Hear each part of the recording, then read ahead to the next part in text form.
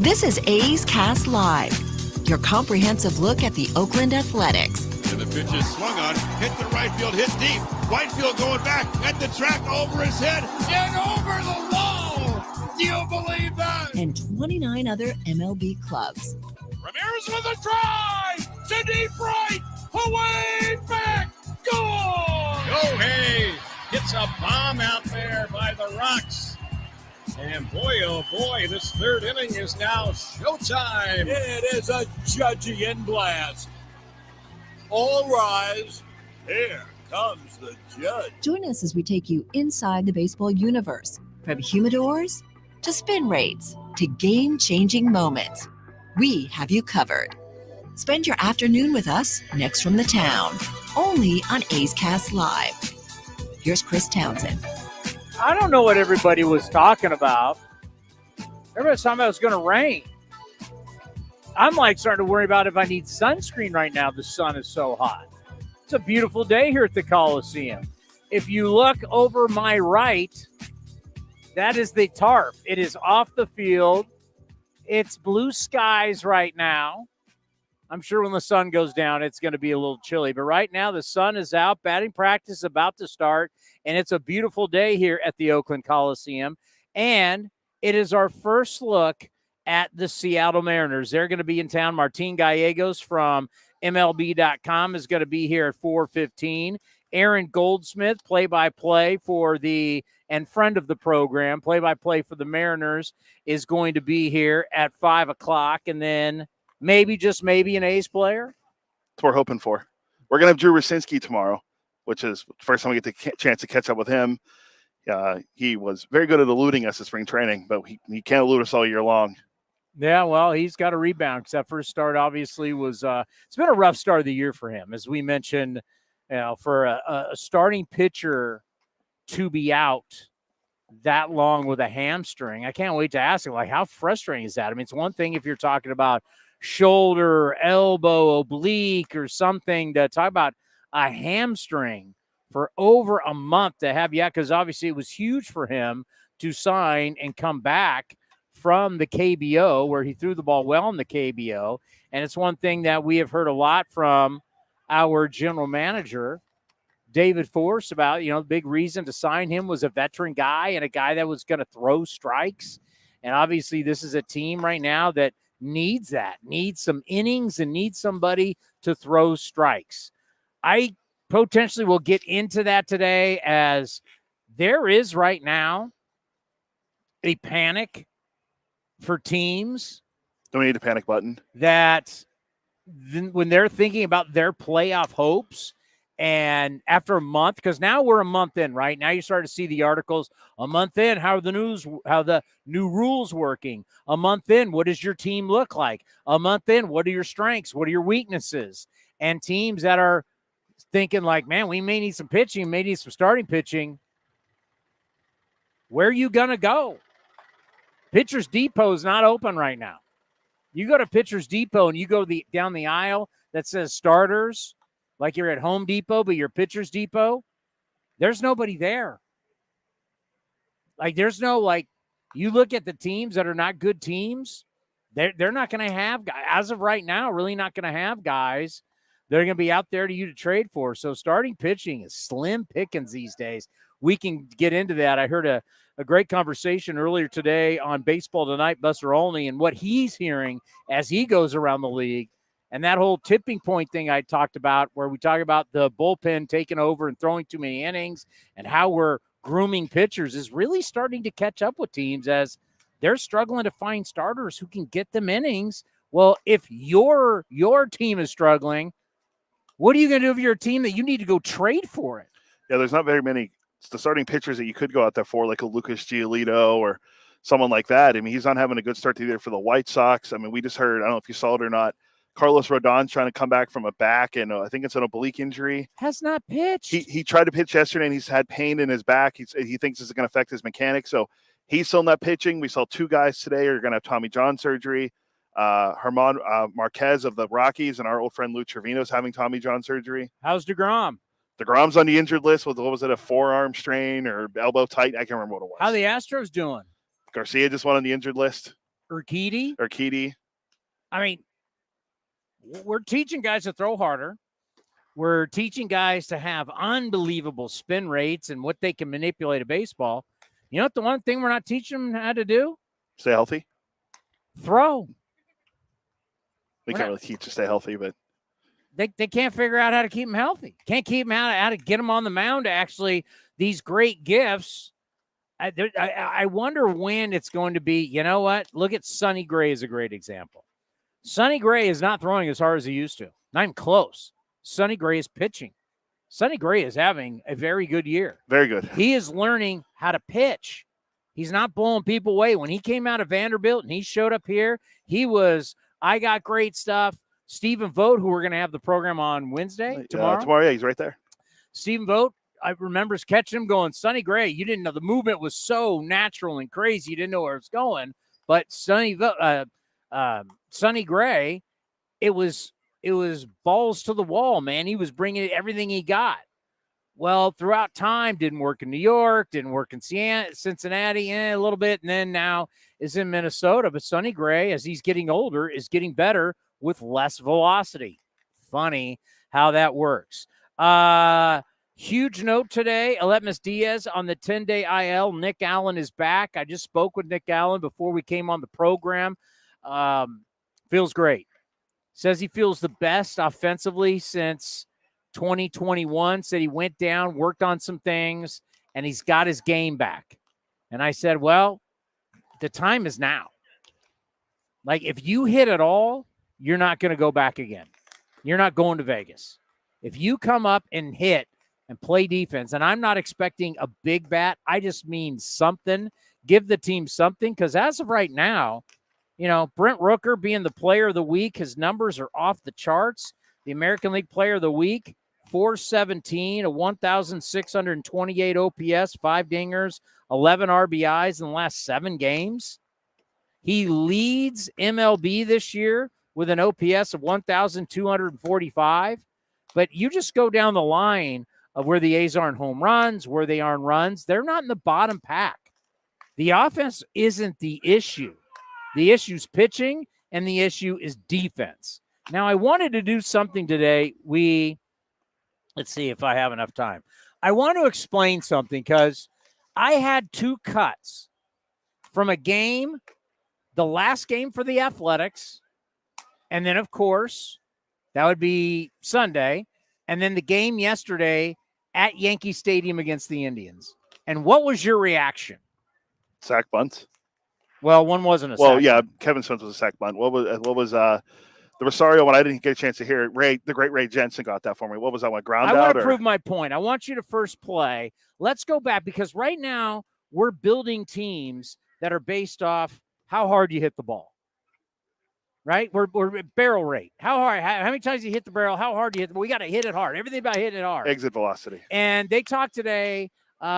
Great job on MLB Now talking about when we look at, and we did it on Sunday on NBC when I had to fill in for Brody Brazil. He had a little issue with his throat. I think Brody's going to be back today because they didn't call me, so that's good news. But with Bit, we were talking about, well, the shift, the batting averages haven't changed all that much. I go, overall, yes, but for left-handed hitters, especially left-handed line drive hitters, it's up. But everybody wants to talk about how hard. They want to talk about the barrel rates, and this is how we're building teams. And, yes, that's awesome stuff. But what wins games? What wins games? And part of the problem with the 2-strike approach, what we see is a huge problem in baseball now. They did it on MLB Now, on MLB Network, about the difference in 2-strike approach. Batting average from, I think it was like 1999 to today is dramatically different. 2-strike approach is a different. And you're like, people have lost the art of putting the ball in play in times of need. I want to play you something. Jace Peterson, bottom of the 9th inning, hits a ball down the left field line. Want to take a guess what the exit velocity was on this base hit? 90 miles an hour. You're not even close. Too low or too high? 66.7. Too high. Went the dramatic different. It went the dramatic distance of 190 feet. Base hit. Put the ball in play over the third baseman's head. Base hit. The next play that I'm going to play you was the pivotal point, the turning point in the game to get the A's finally a victory. Please play what this play was. Here is Kevin Smith. Will he be sacrificing? And he does at the first baseline. A beauty down again. And it's bobbled. The flip to first is not in time. Everybody is safe. Uh-oh.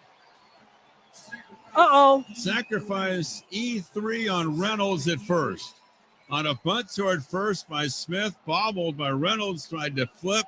The flip was not in time. To the second baseman, India covering. Peterson went to second. Smith at first. Nobody out in a tie game, and the A's have runners at first and second. And nobody out. And here, Cody mocked me for playing that. Is that not the pivotal point in the game? Yes. Okay, Mr. Barrel Rate. Do you want to talk about how hard that was hit? That bunt, that was an error, put in play, make the defense have to make a play. They weren't able to make a play. They make an error. You're saying and agreeing that was the pivotal point. What was the miles per hour exit velocity on that sack bunt that was an error? Oh, 42.3. Not even close again. Too high? Too low? 30.2. I thought that. I was going to aim that. I don't want to aim too low. Putting a ball in play and making the defense actually do something was far more beneficiary than having a guy get there, swing out of his ass, and strike out. We see that way too much in the game anymore. Boom, put it down. Oh, my God, now we got chaos. Ruiz then would get a base hit. He tried to bunt, can't bunt. That's 2 straight games. It's been a tragic mess. But he ends up getting a base hit. By the way, barrel rate, huh? What do you think the exit velocity was on little Ruiz base hit the left? 65. Now you're playing games. 78.3. 78.3. A distance of 266 feet. So the A's got their first win off a bloop hit to left, an error on a sack bunt, and a little kind of line drive over the shortstop's head. Game over. I get data. I believe in it. I agree with it. It's how you build a team. But once you're here, how do you win games? You have to play the game. The game is not played by velocities and expected batting averages and expected slug and expected this and barrel rates. That's not how the game. You got to still play the game. In a football game, the biggest play in a football game can be 3rd and 1. 3rd and 1 at the end of the game, you got to get first down. 3rd and 1, you need 2 yards for a first down. Do you think that would be the pivotal? You're so used to, it's about my fantasy team. What did my quarterback throw to? 3rd and 1 was the pivotal play. Let's go to last night in New York. Top of the 9th inning. Cleveland is down 2-0. Domingo Germán is throwing a shutout. How many? He's got. Yeah, the 80. It was under 90 pitches, like 88 pitches or something. This is how the inning starts. Miles Straw, strikeout. He's got 1 out. He's 2 away from a complete game shutout. Stephen Kwan puts the ball in play. Base hit back up the middle. Clay Holmes then would come in for Domingo Germán. And then this would happen. Tying run at the plate. Ahmed Rosario 1 for 3. The Guardians did not have another hit until Stephen Kwan's single here in the 9th. Little topper. Holmes can't come up with it cleanly. And the throw to first not in time. Ahmed Rosario beats it out. And now the Guardians have something cooking with 2 on and 1 out. As soon as Holmes didn't come up with it cleanly, it was pretty much a moot point. Yeah, he had to get the backhand. Now all of a sudden, you got 2 runners on, 1 out. Utter chaos is about to start. Jose Ramirez single, Naylor single. Wandy Peralta comes in. Josh Bell walks. Then there was an out. Then Mike Zunino walks with the bases loaded. All of a sudden, Cleveland was down 2-0. They now lead 3-2. They would go into the bottom of the ninth inning, get the Yankees out and win the game. Now, what was the play of that game? It's Clay Holmes not fielding his position and putting the ball in play. Tell me what the exit velocity was for that dribbler just to the right of the pitcher that he wasn't able to field. 34.3. It says 64.4. I don't know how. It was a two-hopper. So basically, Holmes lets it go, has to field his position, and then can't even turn around and make the play. By the way, distance, 2 feet. So, mock me again about the two highlights that I just sent you that end up being the two pivotal points to 2 wins that had nothing to do with barrel rate, had nothing to do how hard you hit it, had nothing to do about pitcher stuff, had nothing to do with any of these things that we are so concerned about. It was just about getting a W. It was just about winning a game, a baseball game at the big league level. It was small ball. It was making the defense have to make simple plays. Little things, good or bad, lead to big things. Little screw-ups for the Reds and the Yankees led to them losing the games. Mock me again, please. I like the idea of playing small ball. No, mock me. I sent you the two highlights, and you're like, why are we playing these? I'm not going to sugarcoat. I didn't get a chance to listen to them or know the context of it. If you just send random highlights and with no context, I don't know what I'm supposed to do with it. But now I know, and I appreciate it. Little thing. I mean, the Guardians are the best at playing small ball. They don't hit home runs. Martín Gallegos, let's go. Let's go, babe. Oh, look, he's got his Disneyland pullover. See, this is what the highly paid rich of MLB do. They take vacations to Disneyland. He's traveling all over. See, it's the lifestyle of the rich and famous. What's up? What's up, Tony? How's it going, man? I just shocked everybody around here. I just played the sack bunt of Kevin Smith in the win. That was an error. Pivotal play in the game. Yeah. And then last night, Clay Holmes couldn't field his position on a chopper, end up leading to the Yankees giving up 3 runs. I got the exit velocities. I got the distance they traveled. And I said, you know what? We build our teams. We love barrel rate. We love exit velocity. We love fastball spin rates. We love all that stuff. But when it comes down to winning games, just getting a winning versus losing at the end of the game, it's small things. It's like we forget the small things truly matter. Absolutely. I mean, I think you look at, early on this A season, sure, they're outmatched in terms of star power and lineup and whatnot. But when it comes down to it, they've had a lot of games where those little things have ended up costing them. Whether it's on defense, misplayed ball out in the outfield, or laying down trying to bunt in a bad spot and it ends up popping out. And over there in Anaheim when Aledmus Diaz wasn't able to slide into home plate where it could have tied the game. So little things obviously still matter. I mean, we can talk all about the analytics and all that, and that stuff is a big part of the game now. But, there's still little things involved in this game that are pivotal to, determine whether you're going to have a good season or not. Yeah, I was actually doing TV that day with Bip Roberts on NBC Sports Bay, California. Bip Roberts said, so slide through the bat, score. Like, if we were in a time where we're about winning and losing every game, I think we would have made more of that play. Like, go through the bat. You do whatever you can to touch home play.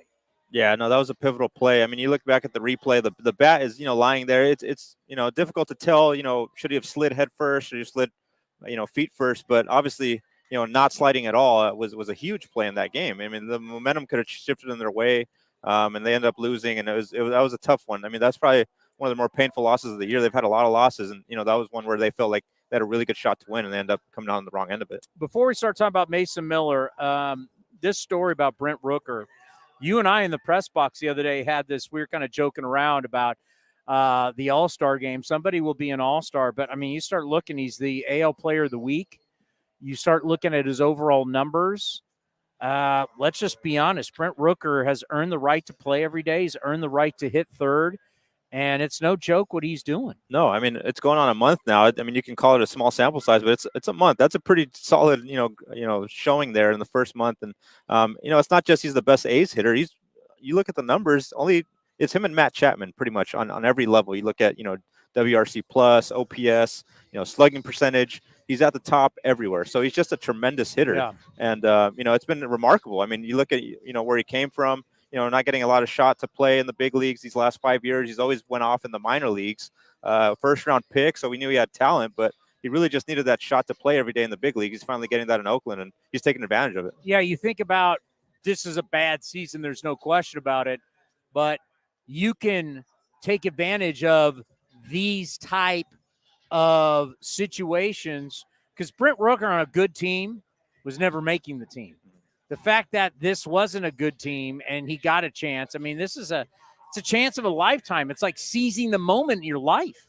Yeah, for sure. It's worked out great for him. He came over here and, talked to him in spring training. He was, excited about the opportunity to come here because he knew, that there's a lot of, competition in that spring training, and he had a really good shot. He still was kind of, buried on the depth chart coming in. I mean, there was a lot of outfielders. Christian Pache was here. They had traded for J.J. Bleday. They had Capel from last year, Seth Brown, and Laureano. So it was still an uphill battle for him just to make this team out of spring training. But, I mean, the way he performed in the Cactus League, he just, left no question that he needed to begin the year in opening day. I think it came down to, that Bay Bridge series when he officially learned that he was going to make the team. But the numbers were so great that, there was no choice but to start the year with him. And, even into the season, he didn't really get a chance right away. It wasn't until Seth Brown got injured that his opportunity arose. And, I mean, he grabbed that thing, and when Seth Brown comes back, whenever he comes back, Brent Rooker is not going anywhere. He's going to be every day in that lineup in the middle of the order. He's earned the right. And I think about the guy's time now to do that as Aledmus Diaz goes on the 10-day IL. It's now Nick Allen. I just talked to Nick before the show. Nick said he found what he was doing. We didn't have enough time to get into exactly what. That's a story for you, my friend. Yeah. But he said what he was doing 2021, he found that again going back down to Vegas. And to me, it's like if he hits it all, he doesn't go back down. He plays shortstop every day, steals some bags, play a good short. Is now finally time to say, all right, Nick Allen, throwing you in the deep end of the pool, time to swim.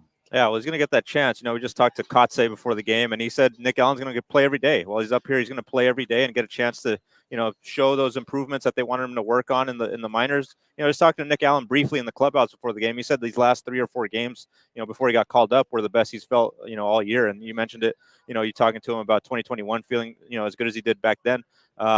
He's always had that potential to be an everyday player, elite. We all know the elite defense that he brings on a daily basis. He could, win multiple Gold Gloves in his career if given the opportunity to play every day. It's just about can he hit enough, and he's going to get that shot here. He's going to get that shot to play every day, and we'll see what he could do. He'll be there at the bottom of the order, a little less pressure down there, and if he starts to hit well, maybe you move him up a little bit. But he's a guy as well. You look at the stolen base numbers he's been able to put up throughout the minors. Now with the new rule changes leading to more stolen bases, we've seen Ruiz and what he's been able to do. Nick Allen's a similar type of player. He's electric. He's fast. He could swipe you a bag in a big spot. So, definitely an exciting player as far as potential. Now we just got to see it all put it together. All right, stealing from Nike back in the day, just do it. Just run. Let's get some T-shirts. Just run. Everybody, get on first. Just run. Yeah. That's the Esteury Ruiz method. He definitely gets on looking to steal every day, and it's been fun to watch for sure. Yeah. Well, I mean, the game-winning hit, his first career walk-off victory, obviously leading the American. He's still leading the American League in stolen bases, right? I believe so, yeah. I haven't checked the leaderboard, but he was leading the American League. It's like, look at the benefits you have gotten now of committing to him, playing center field, playing every day, and you're leading off. Are you seeing those big benefits for the team? Yeah, absolutely. Again, it comes down to opportunity, like we talked about with Nick Allen. He hasn't really had that opportunity to just, hey, you're going to go in there, you're going to show up to the ballpark, your name's going to be in the lineup every day. Don't worry about if you're going to play or not. Just know that you're going to be in there and just, give him at bats and see what he could do. Esteury Ruiz is getting that opportunity, and he's showing it. I mean, he's getting on base a ton. He's getting hit a ton. I think he leads the league in hit by pitches as well. That's fine. So, yeah, get on. Whatever way you could get on base. Go. Yeah. So, but, he's another guy like Brent Rooker, taking advantage of his opportunity, and he's been electric. I mean, he's been fun to watch. No doubt he brings, an added spark to this team. We see it on defense when he makes those great plays, running down balls that, to me, look like they're going to be easily into the gap, and he just comes out of nowhere and swipes them away. And now at top of that lineup, he's, getting on base a ton. He's hitting as well. Hasn't shown a ton of power. He actually showed a lot of power in the minors. It hasn't translated yet to the majors, but you don't really need too much of that because he can hit, he can run the bases, and just prototypical. I mean, just classic, great leadoff hitter. And, 11 stolen bases in 1 month. That's pretty impressive. You ever see the movie Moneyball? Oh, yeah. Cody, Ryan Noda, what does he do? He gets on base. He gets on base. I mean, what we're seeing today in the lineup, and I get it, Ramon on Sunday hit second. Ramon sees a lot of pitches, but if he sees something early, he's going to be a hacking. Noda sees a lot of pitches, right? He has a track record in the minor leagues. We have now seen that track record translate to the big league level with a ton of walks. Ryan Noda runs well for big man. He reminds me of a linebacker, right? Big dude who can run.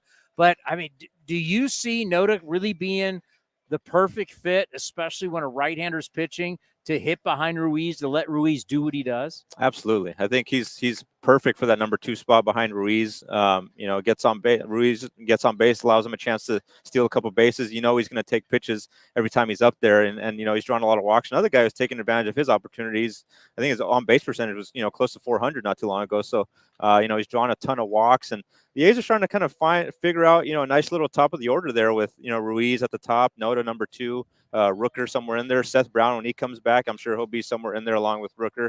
Laureano, you mentioned as well. They're finding a nice little formula there, a nice little lineup that they can carve out. There's still going to be guys plugging in and out, but as those 1 through 4, 1 through 5, they're starting to figure out a reliable group that they can rely on there every day for Mark Kotsay to make his job a little bit easier and not have to juggle around different lineups every so often. You've mentioned his name twice now, Seth Brown. I really feel bad for him because he's a hell of a guy. This was the year for him to play every day, put up probably the best numbers of his career, probably get to that 30 home run mark, and hopefully guarantee him some more money going forward. And here we are. I mean, we're in May, and we have no idea when he's coming back. I really feel bad for him as a veteran guy. This was kind of like everything that we know his story, what he's been through. This was the year. And how bad do you feel for him? Yeah, that's tough because, last year was his, year where he truly kind of, had a breakout. That second half, he just completely put together a really good campaign. And going into the offseason, with nobody in front of him now, it was going to be really him, the guy that they were going to rely on to be their run producer. And, came out the gate a little slow and then had that injury. And, it's going to be a while. I mean, those types of oblique issues are always tricky, and you never want to come back too early from that. So they're going to be extremely cautious with them. I think best case scenario at this point, you see him at the end of May, but he's probably going to need, somewhat of an extended rehab stint just to get it going again at the plate and get his rhythm going. So, it has been difficult, but, he's in here every day. I think, it's good for him to be around these guys and still, be around as a resource for these other hitters to come to. And, when he comes back, he's going to get a chance to slot back in there every day and in that middle of the order and see what he could do. But yeah, I mean, it's just a really bad break for him. Just, coming into the year, like you said, he was going to be a guy who, to get a chance to build on what was a breakout year and really truly establish himself as a quality big leaguer. Now that's kind of on hold a little bit until he's able to return from that injury. I started the show with talking about I need sunscreen. I had to have the shades on because the glare that comes right down. It's kind of changed a little bit. I was driving in and the sun was out. What happened? Yeah, I don't know. It's kind of changed. It's not raining. Tarp is behind us. Guys are on the tarp. We are fine. We're going to have a day today. Bryce Miller making his MLB debut. He was number 88 ranked prospect, 24 years old. Mariners got going tonight. Of course, Mason Miller for the A's. Something about like Mason Miller pitching. I don't care if it's a Tuesday, a Saturday. It's like I'm excited. Were you excited coming today? Going, Mason Miller's pitching. Oh yeah, Miller time. Yeah, I got it marked on my calendar every time Mason Miller's going out there. He's fun. He's electric. I mean, the amount of fastballs he throws out there, 100 miles per hour. We don't see that. It's funny. We saw Hunter Green the other day come in. He was around 98. I was like, that's nothing. We see Mason Miller going 100 like 15 times in a game, right? But no, it's fun. I mean, he's definitely. I mean, as far as from a writing standpoint, just in terms of storylines, he's a great story to follow.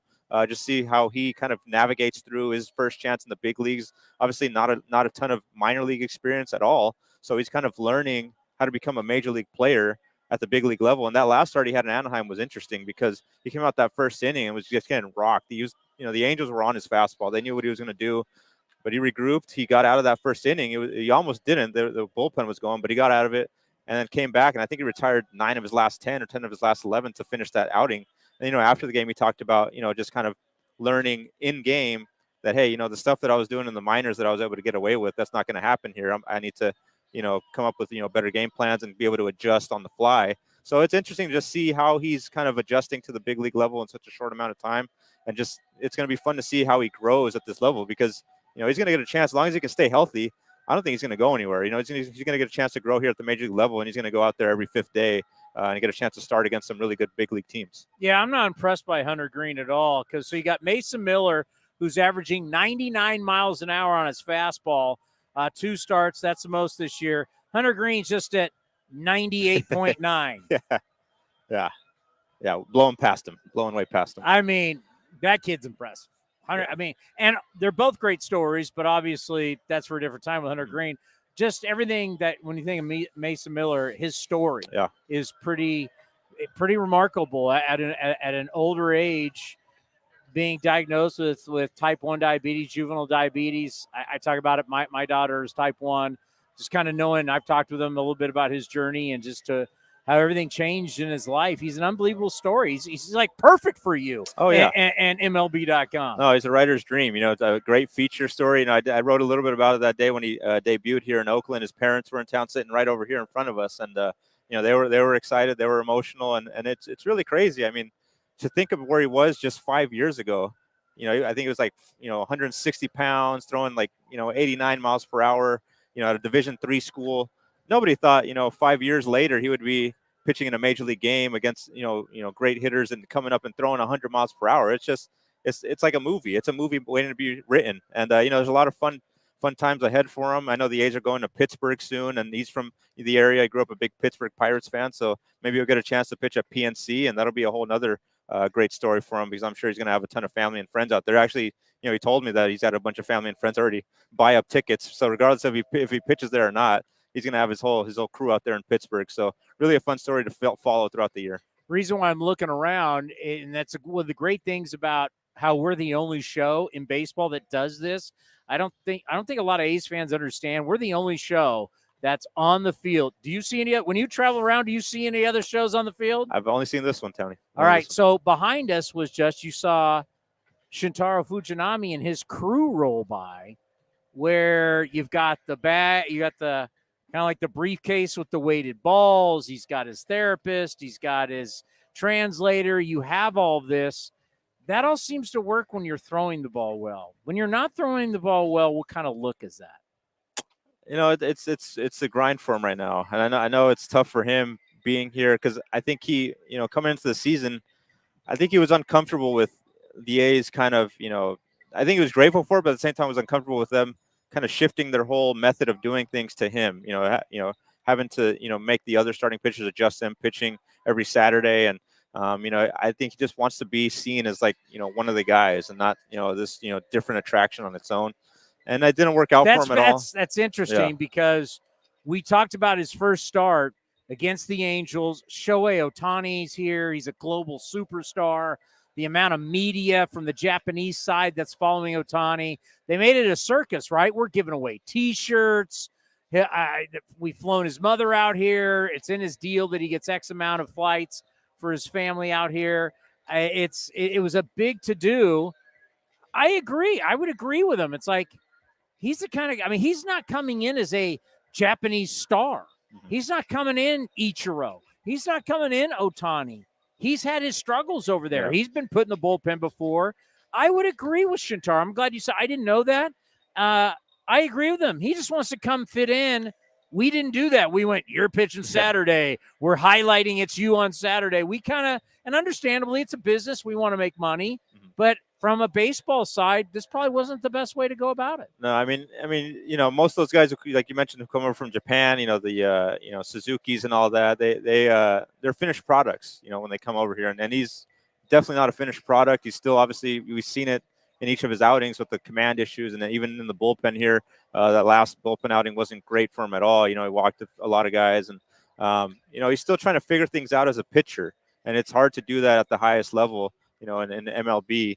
When you're not feeling confident in your stuff, going out there and trying to get guys out. So, it's a fight for him. He's still fighting for it. We'll see what comes next for him in that bullpen. But, he's out of the rotation for the time being, and it's going to be a while, until he can kind of show if he can ever figure out his control issues, that's a tough thing to kind of overcome. I don't know if he's ever going to have pinpoint command, but if he could just find a way to kind of not let things snowball for him on the mound there, that's going to be the key for him going forward. I want to tell you the brilliance of this man. He told us in spring training there's one series he can't wait for about a month in. He's like, you watch out. That Rays Pirates series, I got my eye on that. And we were like, what? We know Cody's a big Pirates fan. And even Cody's like, what? The fact that you called that down in Arizona, watch for that series, you were on it. I knew they were going to be the two best teams in baseball. I mean, it was obvious to me. There's no question about it. Well, isn't it funny how you're kind of like looking at like who's good, who's not. Like people had the Mariners being a really good American League team. They're kind of off to a slow start. But just kind of looking at it, you start looking at certain teams, and it's like there are 5 interleague series playing on Tuesday. If someone had told you on opening day that the best team in the NL and AL would be facing off the Rays and Pirates, some interesting things have started. Not only all the rules and everything, just, let's have fun with Pirates. Let's have fun with Rays. Like that. That's what's fun part about baseball. Oh yeah, it's two, like you said, it's 2 young teams. A lot of young players on those teams, and they've kind of been the Rays always kind of find a way to be good, but they're always kind of, low payroll and everything. They find guys who fit their system. And with the Pirates, they've got a lot of young prospects that have come up now. They were bad for a long time, and now we're starting to see some of those prospects shine for them, and they've identified guys who are, key parts of their future, and they're off to a great start here. So, I love a good, fun team, a good young team that goes out there and enjoys playing baseball. That's what we need. That's what we need in this league. So, any young team on the rise that is off to a good start here, I'm definitely keeping an eye on them for sure. OaklandAthletics.com, MLB.com. I don't have your Twitter handle memorized. Was it? Martín Gallegos. There you go. Follow him on Twitter for all of your, not only what you do for A's Wise, but also your coverage when you talk about other things in Major League Baseball. Thank you so much for stopping by. Appreciate that, Tony. Thanks. Coming up next, is it time to let Cody gloat a little bit on A's Cast Live? With more sunshine returning, it's time to get outside and make the most of what Cinnabar Hills Golf Club has to offer, like 27 championship caliber holes tucked in the beautiful hills of San Jose. And take advantage of their amazing Bay Area views for your next special event. It's all for you at Cinnabar Hills Golf Club, an award-winning venue designed to peacefully take you away from the bustle of Silicon Valley. Go to CinnabarHills.com. That's CinnabarHills.com. This is Chris Townsend. There are 2 things that are a must for me: comfort and style. Whether I'm playing golf, going to dinner, I've got to have the right feel. That's why I've partnered with Linksole, and you're going to love Linksole. They have just released their new spring line, new fabrics for their polos, lightweight and perfect for technical performance. Linksole also has new styles for their layers and hoodies with cool prints and seasonal colors. You know what they say in the big leagues: look good, play good. Go to Linksole.com. That's Linksole.com. If you're looking for a great place to eat and watch games, go see our friends at the Chicken Pie Shop of Walnut Creek. The Chicken Pie Shop is one of the hottest restaurants in Walnut Creek. You're not going to find a better menu, and come try their world-famous chicken pie that has been served in Southern California for 86 years. Spacious indoor and outdoor dining, perfect for your next private party or corporate event. Don't forget free parking. For more information, go to chickenpieshopwc.com. That's chickenpieshopwc.com. Chevron with Techron has unbeatable engine cleaning power, and it gives you unbeatable mileage for all kinds of unbeatable destinations, like time in the sun at the beach, or time in the sun riding roller coasters, or a day in the sun hiking mountains. Well, probably just one mountain would be enough for a day, but hiking a mountain is still an unbeatable choice for how to spend time. Download the Chevron app now to get unbeatable mileage at locations near you. Like sports, business is about winning. Championship decisions are business decisions based on what it takes to help your company win. And that's why there's UBO Business Services, specializing in helping you win every day by streamlining workflows, managing documents, and providing the best-in-class office technology. Make your championship decision with UBO Business Services. Visit them at ubeo.com. That's ubeo.com. A's fans need Friday night plans? Well, we got you covered. Get 4 tickets and parking for any Friday night game starting at just $49 with the Friday 4-pack presented by Chevrolet. Save big and enjoy great matchups, post-game fireworks and drone shows, giveaways, and more this 2023 season. And he drills one to right, way back, and no doubt. And that quickly, the A's have taken the lead. Second deck. Friday night tickets are available at athletics.com/value. That's athletics.com/value. If you're looking for the latest green and gold gear for the 2023 season, then look no further than athletics.com/shop for your officially licensed gear. That's athletics.com/shop. Innovation is at the core of Cal State East Bay, like at our Green Biome Institute, where faculty and students preserve genetic information from California's endangered plants, or how we open doors for local entrepreneurs at our Small Business Development Center. From educators to nurses to STEM professionals, Cal State East Bay has real impact throughout the region's neighborhoods, boardrooms, and the entire economy. Be part of the innovation. Connect with Cal State East Bay at csueastbay.edu/impact. Is convenience a state of mind or a real thing? At Extra Mile, it's a real thing, and it's in everything they do. The stores are spacious, organized, clean, and well lit, so you can get in quickly, get what you need, and keep going. It's just what you'd expect from a place serving up the hot and fresh food and snacks you love. So treat you right, and check out Extra Mile's fresh take on the convenience store experience. Extra Mile convenience stores at select Chevron and Texaco locations. If you're looking for a new mattress, Nest Bedding has you covered. Sleep on the same mattress Hall of Famer Ricky Henderson sleeps on. Nest Bedding is the #1 brand of online mattresses and the Bay Area's favorite mattress store. Take home the Easy Breather pillow. The New York Times calls it their #1 pick. You can navigate their easy-to-use website, nestbedding.com. That's nestbedding.com. Green and Gold fans, use the coupon code Oakland and you get 10% off your entire order. Nest Bedding, love where you sleep. The A's YouTube page is your go-to destination for A's video content. Get access to great highlights, exclusive behind-the-scenes content, classic games, A's Cast Live, and more. Visit youtube.com/athletics. Hey, A's fans. You know that running your own business is a slugfest every day. That's why businesses have been counting on Mechanics Bank since 1905. From operating lines of credit to equipment and real estate loans, they can help build your lineup to meet today's challenges and prepare for tomorrow's opportunities. Stop by your local branch or visit mechanicsbank.com today. Mechanics Bank, the official East Bay Bank of the Oakland A's. Member FDIC and equal housing lender. All loans subject to program eligibility and credit approval. A's Cast Live continues from Ricky Henderson Field.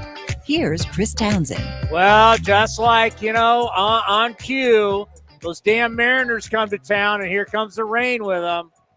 Aaron Goldsmith bring it down from the Pacific Northwest. It was clear skies. Everything was perfect. Just because it's raining on their season doesn't mean bring it here. It's our fault. Is that you want it raining on a season? It's dumping snow on us. By the way, the guys behind me here to my right on the tarp, I've just been told they've seen something in the area. Well, let's look behind you. They've seen. Maybe we should get Aaron in quicker. Aaron, get in here quick. Get in here quick. We may have to abort. Yeah, come sit right here. Yeah. That's the one thing we haven't figured out in all the years. We have figured out everything, how to do A's Cast Live, no matter where, whether we're here, the road, San Diego for the winter meetings. We can do it all, baby, but we haven't had a rain out in forever. At one point, we went like 13 years without rain, but this has been a rainy season, and it's hard to believe. Like, we're sitting here going, we got the tarps out. Yeah, we've just been cold all year. We've been cold and wet, which, that's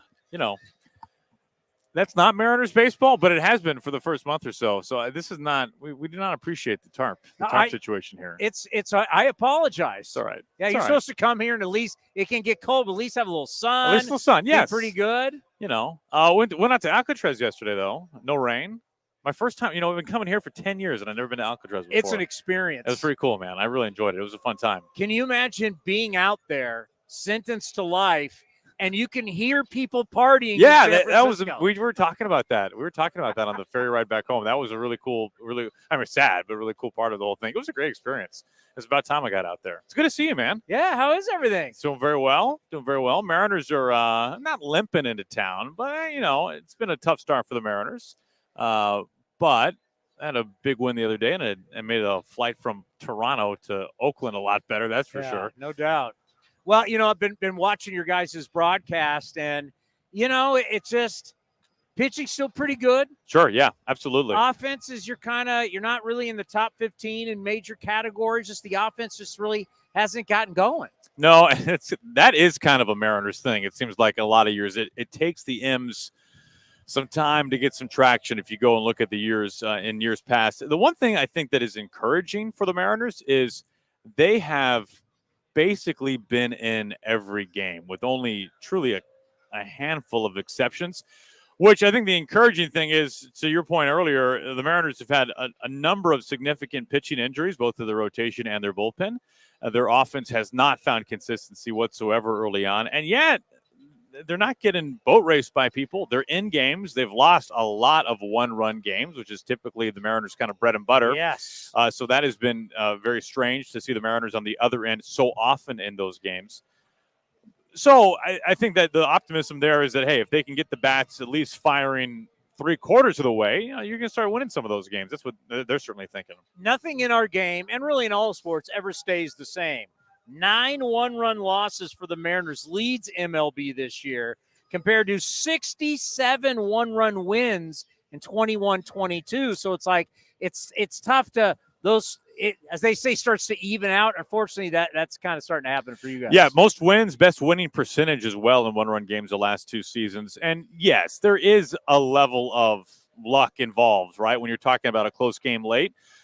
And yet the Mariners have found a way in the previous 2 seasons in particular to replicate that. And it's because they're a very sound defensive team. They're not a flashy defensive team, but they have the last 2 years been very sound.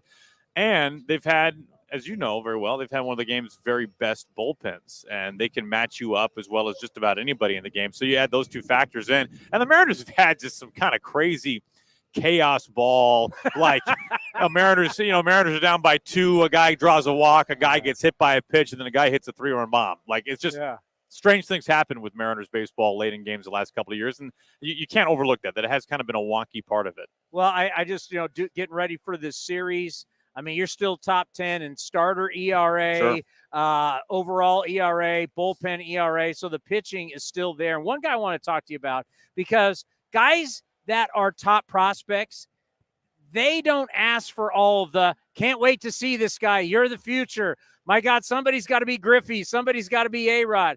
Kelenic came up and everybody had all these high expectations. Didn't happen, went back down, frustrated, depression sets in, and a lot of different things. I am so happy for him because it is really tough to, and I know people say boo-hoo, but it is tough to have all these expectations. I mean, you have the weight of this organization, and J-Rod's done a great job, but this Kelenic had so much on him, and now he's starting to live up to it. I mean, you're seeing it every day. You got to be just thrilled for the kid. Oh, there's no question. I think it's easy to forget, even though it wasn't that long ago, Kelenic was the savior, right? When that trade was made, like, nobody was talking about Julio. I mean, Julio was just a young teenager in the DR. And before Julio Mania took over, it was all about Kelenic. And he was the guy who was supposed to help resurrect the Mariners offensively whenever his time was come. And obviously had just incredibly public struggles. And I had a long talk with Jared earlier this year about all these kinds of things. And he's a fascinating guy. Like, he has this kind of, what's up, bro? Type of, like, tank top type of guy. But, like, we have a name for that, by the way. Oh, we do? Yeah. Ryan Divish called him a Scottsdale bro. You like that? I do like that quite a bit. But he really is a very thoughtful guy and really thinks baseball well. And he made no bones about how difficult it was as a 21, 22-year-old to have that much pressure on his shoulders and then to struggle that massively on that big of a stage. I mean, not just to underperform your career norms, but to like be historically bad in some ways, like all time historically bad in some ways.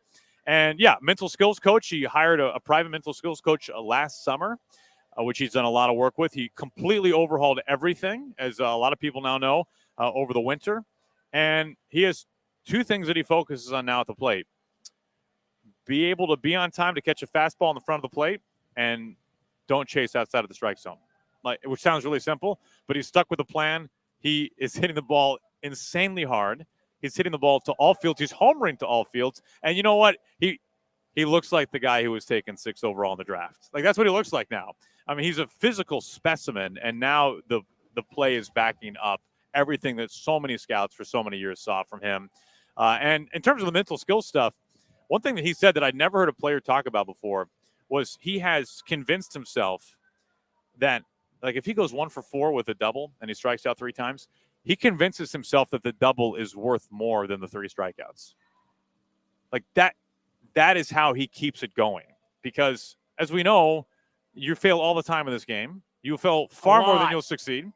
And he has now found a way to really believe and trick himself that, or even if he hits the ball hard, really hard twice and goes 0 for 4, like those are 2 wins. And he'll go to bed that night and he'll be convinced that he won that day. And it works for him. And it might not work for everybody, but it works for him. And that's part of the ingredient list for what has made him, I mean, truly one of the most, we're a month into the season, so a lot can happen still, but he's been one of the most productive offensive players in baseball a month into the season, clearly. Dealing with failure. We see it in all sports, something that I think we've now seen more in our career. How do we help these guys? Bases when I first got in, everybody just booed you and they just sent you down or released you in other sports. I mean, but failure and depression, anxiety, we're dealing with Trevor May. It's a big deal. So helping these guys and to see somebody overcome it is a great story.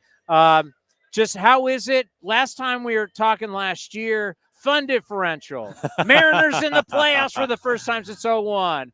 Cal Raleigh hits that home run against us, and the place going nuts, going to the playoffs. Is the excitement still there in the Pacific Northwest about the Mariners? Yes, but all that stuff is that all those things that you just referenced are all warm and fuzzies, and they all have their rightful place, and they'll never go away. But like, you know how it works. Like, hey man, it's May 2nd now, right? And the Mariners are off to a rough start in terms of wins and losses, and like, people want to go back to the playoffs. Right, like the roster on paper is better now than it was when the season ended last year, and baseball doesn't work this way. I don't know if you're aware of that. Yeah, but it's pretty easy to think like, well, you're on paper you look better, so you should be better, or you should at least be the same, right? And so back-to-back 91 seasons, playoffs last year, and there's a lot of belief that the Mariners should be back in a wild card position this year. Tough to track down the Astros, obviously, but should be at least in that mix. That's what the hope back home is. And the Mariners can still get there. I mean, they can still get there. Hopefully it won't take a 14-game winning streak like the Mariners had last year. So there's still so much time. I don't have to tell you that. But I think all the great moments and, like, you hug your grandpa because, you know, Yeah. like you went to the last game at the Kingdom or what, you know, you make up the scenario, right? Or like the college kid who had never seen the Mariners in the playoffs in his entire life, and now he is. Like that's real. Like I met college kids that tracked me down the concourse getting food before the wild card series in Toronto, and they're like decked out in their M's gear, and they're like, hey, I've never seen the Mariners in the playoffs, and I'm a junior in college. So all that stuff's real, but all that stuff is now on the back burner because like they want to win and they want to go back to the playoffs, and they have a superstar in Julio. They have a emerging superstar potentially in Jared Kelenic, and they have this great rotation. So pieces are there, and hopefully it happens again. 6-23. What do you think our fun differential is? Not as Today's not a as new day for, hey, got to win. It's one day. Got to win against the Reds. You win 2 in a row. That's a win streak. That's it. That is a win streak. That's a win streak. Yeah, I'm with you on that. Let's end on this before it starts dumping. Some injuries now with Astros pitching. Yeah, for sure. Jose Abreu hasn't brought the pop yet. Yeah. There's some questions about the Astros. Angels still don't figure out. You guys haven't gotten out to the start that you want. Texas, now DeGrom out. Yeah. They hit. They can be able to pitch. It's kind of wide open between the four of you guys. Absolutely. And the division is clearly better this year, right? Overall, it is wide open. And although April did not go the way the Mariners wanted because of all those factors that you just referenced and probably many more also, like, we got a long way to go for all those teams. I mean, all those teams could still figure it out and rise to the top, truly. So the Mariners believe that they have as good of a chance as anybody, and I think that they have a fair right to say that as well, especially when you have as high of a ceiling as they have on the pitching side of things. The Robbie Ray being out for the year certainly hurts that. It's a lot of innings that they have to find a way to make up, and who knows what Bryce Miller will do tonight, and maybe he will stick and really be some type of a guy in the back end of the rotation this year. But, yeah, it's a really interesting division. There's no question. I'm excited to see how it plays out because you could map out a scenario for almost anybody. And then you have this Issa McGee guy comes out throwing bullets. And he's got a no-hitter going, and already he's on the IL, the forearm strain. Like, what? I know. I mean, it was incredible. I mean, like, he almost no-hit the Blue Jays in his first big league start, throwing like 92, 93. He had a 6-pitch inning and then followed it up with a 4-pitch inning. That was incredible. By the way, Matt Chapman looks like a superhero right now. He's a different guy. I mean, he looks amazing. Like, he wishes that it was September right now. He would cash in so big.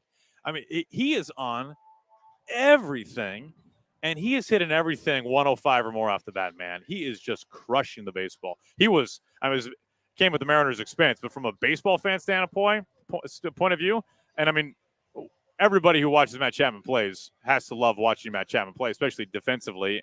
And now what he's doing at the plate, it's incredible, man. He's been the best hitter in baseball over the first month of the season. By the way, get a chance. I watch all the teams in our division. You guys are Root Sports, right? We are Root Sports. I know they have different people with you, but from a standpoint, I really enjoy your guys' broadcast because you do call it as you see it. We have so much root for the home team in our sport. If you watch the 30 teams around, I think you guys do a great job. I'm watching. My eyes are always on watching the teams of our division. You do a fantastic job. You've noticed my dozens of A's Cast shout-outs then, no doubt, right?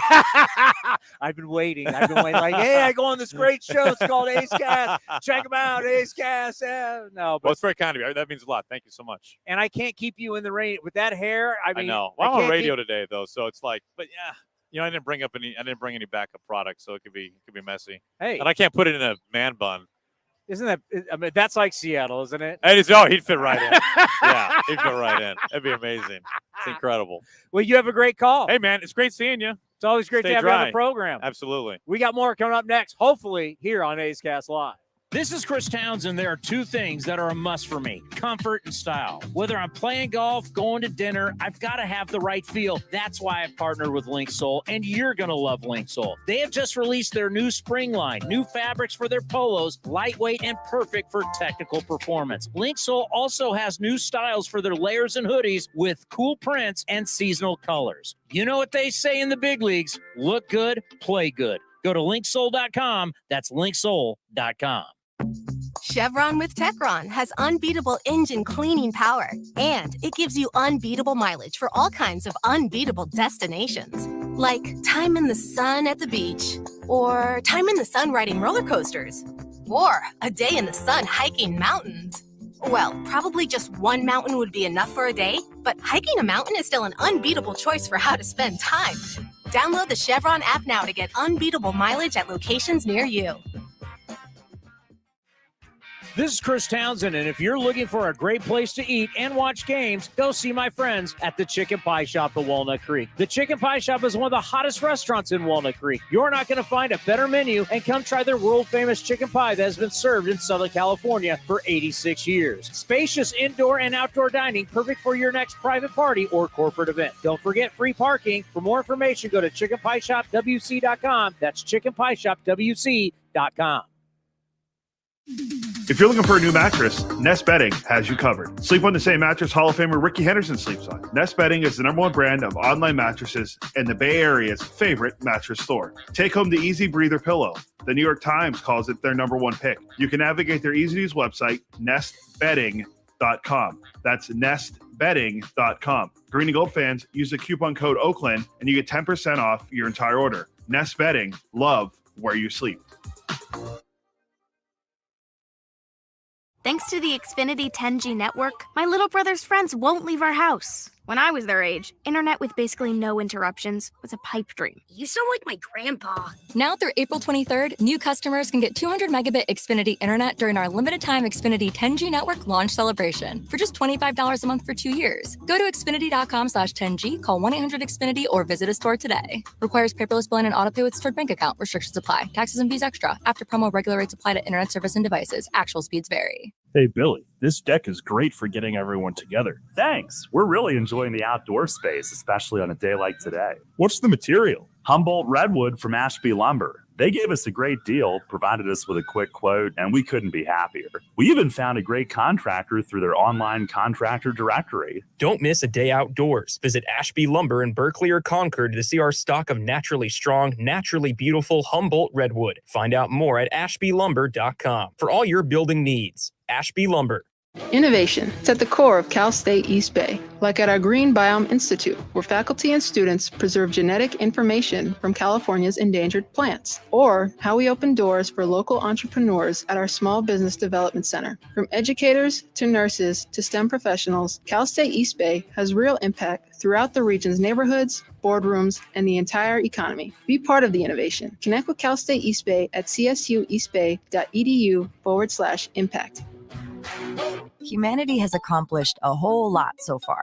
We created penicillin, the automobile, and the internet, not to mention drones, duct tape, and the hot dog. It's all thanks to the power of human connections. And Ring Central's here to make that even easier, more seamlessly and securely, on a platform built to grow your business. Say hello to a whole new way to say hello. Visit ringcentral.com and say hello to possibilities. Ring Central. Message, video, phone, together.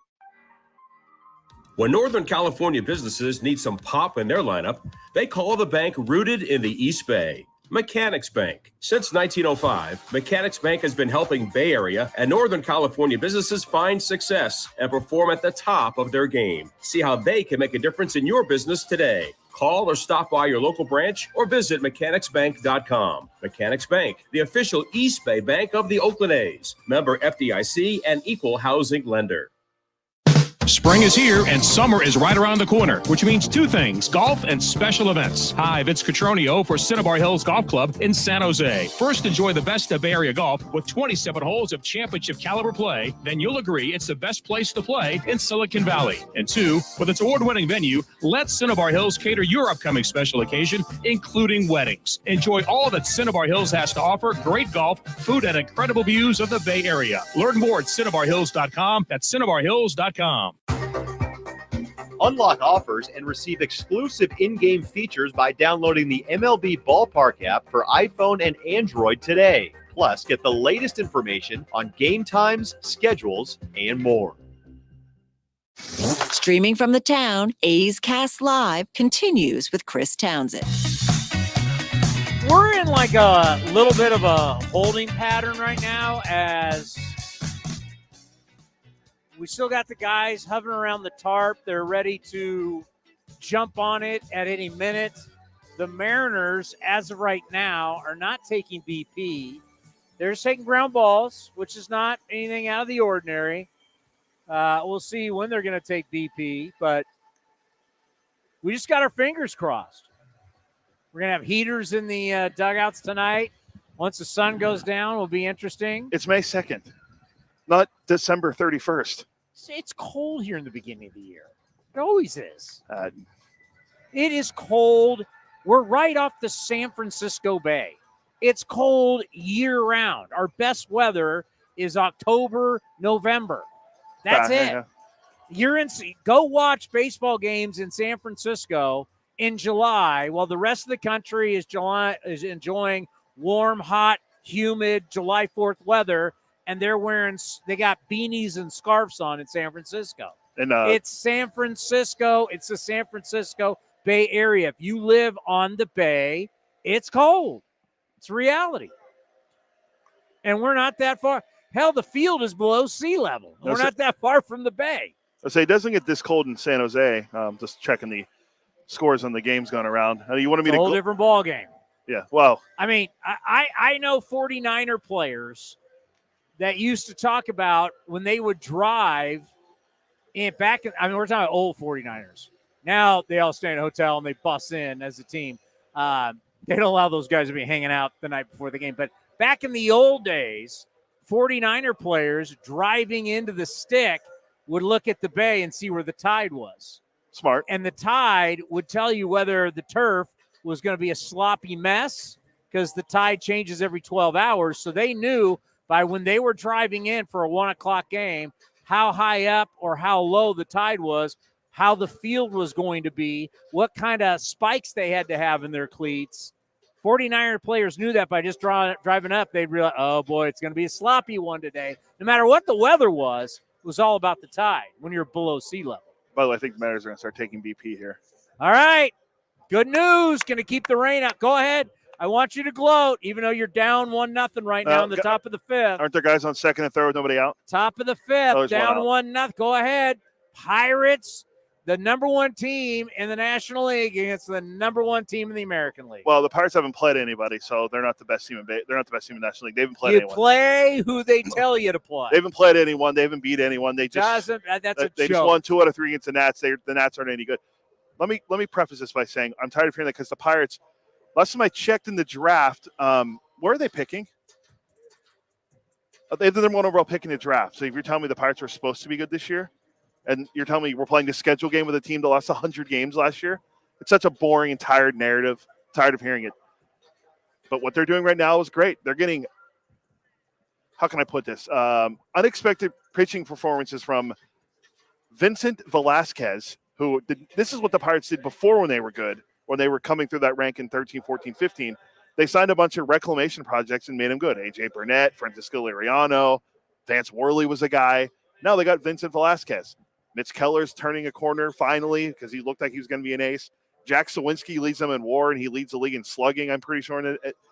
They have a lot of guys stepping up, but they have a lot of older veteran guys like Andrew McCutchen, Carlos Santana. These guys are helping give veteran leadership. Oh, yeah, and by the way, no Cruz isn't even playing. Their most exciting player. Who cares? He can't hit anyway. He's had a good start to the year. And by the way, barrel rate. Yeah, well, he's hitting 210. Well, what's his expected batting average? Yeah, I'll tell you what his batting average is. It stinks. And then they got guys like Connor Joe, who they drafted years ago, and they brought him back, and he's having a good start to the year. There's a reason to be excited about the Pirates, and hopefully Pittsburgh catches on to that. Tied up 1-1 down to the trough. Derek Shelton goes back home. He was a Rays assistant under friend of the program. Under Joe Madden. When are we going to have him on again? When we're in Pittsburgh. When are we in Pittsburgh? Next month, June 5th, 6th, and 7th. All right. I'll be there, so I'll make sure we get him in McCutchen. Boy, I can't wait to hear all your Pittsburgh stuff when we're there. Maybe that might be vacation time for me and Johnny D, and you can get into all the. Johnny D's on the road trip. I don't know if he's going to be able to do it. You don't need me. You guys were there. I can do it. And maybe I go down to old Pebble Beach for a little weekend and play a little golf down in Monterey. And new Pirates. Let you guys geek out on Pirate baseball. And new Pirates fan Dallas Braden will be there as well. So he's a Pirates fan. He's always swinging with the Pirates. Yeah. Why? Raised a Jolly Roger. I don't know. I don't know the whole backstory. Someone asked me the other day, "Who's a bigger Pirates fan, you or Dallas?" I'm like, me. I grew up there. Because Stockton Pirates or something? I don't know. Where does that come? I don't know. He's a Red Raider. Raiders and Pirates. No, I'm not buying it. Not buying it. Texas Tech Red Raiders. There's something that's very simplistic that we don't really think of in baseball. So one sport, we really don't think about scoring first and seeing how that affects the outcome of the game. It's a sport that's played every day. A lot of different things happen. It's one run. Like you score one run. Well, usually it happens pretty early in the game. There's going to be should be quite a few other runs. We always worry about high leverage innings, right? How often do we talk? Is there something going on? No. Because that's if it's okay to walk by. Oh, okay. I'm paranoid about. I keep looking at the clouds, thinking it's gonna. Yeah, I'm on rain watch. I'm like Willard Scott or whatever his name is, the weatherman. Who? Willard Scott. I don't know who that the is. Old Willard. Well, is that a Bay Area weather guy? Because he was a national guy. Oh, I only know You don't I only know Al Roker. When it comes to national weather, I don't even think Willard Scott. Maybe he's still alive. Don't want to bury him yet. Hold on. Willard Scott was the famous weatherman. Let's see. Yes, he was a comedian. 60. His broadcast career. Are you in broadcasting? He broadcasted for 68 years. pretty and good. was the main guy on NBC for all those years. And you don't know who Willard Scott is? When did he stop broadcasting? Not that long ago. Well, he died in 2021. I mean, 68 years in the broadcast, you had to be at least 24. So you're looking at he's in his 90s when he was done. Willard Scott. So that's my weatherman. Who's the one? reference. There's the one guy here that's pretty. A lot of people like. Is it Bill Martin from KTVU? I think he's a guy. A weather guy. A lot of people like because he's I funny. used to have him on the show. Yeah, when I know on he gets KNBR. used on Sports Talk. So that's why he's well, the guy. KNBR. When I was on KNBR, we'd have him on all the time. The reason why I bring this up, got some numbers. Last season, MLB teams had a 686 winning percentage when scoring first. That's close to 700, man. That's pretty good. I mean, if you're a gambler, gambling, you usually a good year you're winning 52 to 53% of the time. If you're betting, doesn't matter what sport you're playing. If you're winning around 52, 53, you're pretty happy. This is almost 700. Win scoring first. That means 7 out of 10 times you're winning. So not much has changed with the new rules, as that last season was 686. So far this year, teams that score first is 684. You look at the teams that score first the most, number 1 and number 2 are the Braves and Dodgers. What place are they in? First. After that is the Rays. What place are they in? They are also in first.